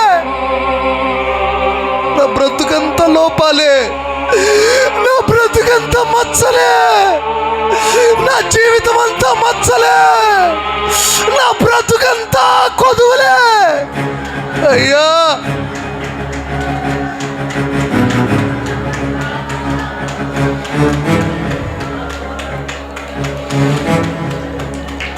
నా జీవితం అంతా కొదువులే ప్రభువా. మహాగణుడా, మహాపరిశుద్ధుడైన మా ప్రభువా, ఈ ప్రజలను మీరు దర్శించినందుకు స్తోత్రము నాయన. ఈ ఉపవాస ప్రార్థన 2వ దినపు రాత్రి నీ ప్రచండమైన సన్నిధితో మా మధ్యలోకి దిగి వచ్చినందుకు ఈ స్తోత్రం. మా కొదువులన్నిటినీ పూడ్చినందుకు స్తోత్రం, మా లోటును తొలగించినందుకు స్తోత్రం. మీ చేతులకు మమ్మల్ని మేము సమర్పిస్తున్నాం. ఒక లోతైన పశ్చాత్తాపంలో కలగచేయండి. మా కొదువులన్నీ తీర్చండి నాయన. ఎక్కడెక్కడ మేము కొదువై ఉన్నామో, ఎక్కడెక్కడ కొదువుగా కనబడుతున్నామో వాటినన్నిటినీ తీర్చి మీరు అక్కడ కొరకు పరిపూర్ణంగా సిద్ధపరచుమని, నీ బిడ్డలందరినీ ఆశీర్వదించుమని, ఇది నా కూడికలు జరిగించినందుకు స్తోత్రం నాయన. ఉదయకాలం సాయంకాల శిక్షలు మీరు తోడై ఉన్నందుకు స్తోత్రం, స్తోత్రం, స్తోత్రం. మీరు ఈ దినమున జయమించినందుకు స్తోత్రం. రేపు ముగింపు దినమున జయముతో నింపబోతున్నందుకు స్తోత్రం. మీరు నిశ్చయముగా ఆశీర్వదించి నీ బిడ్డలందరినీ దీవించుమని, కొదువులన్నీ తీర్చుమని యేసు నామంలో అడిగి వేడుకొంచున్నాము తండ్రి. ఆమేన్. మన ప్రభు అయిన యేసు క్రీస్తు కృప, తండ్రి అయిన దేవుని ప్రేమ, పరిశుద్ధాత్మ అన్యోన్య సహవాసం సకల పరిశుద్ధులకు చేరివచ్చిన సంఘమునకు సదాకాలము తోడై ఉండి నడిపించునుగాక. ఆమేన్. ఓకే, ఒక చిన్న ప్రకటన.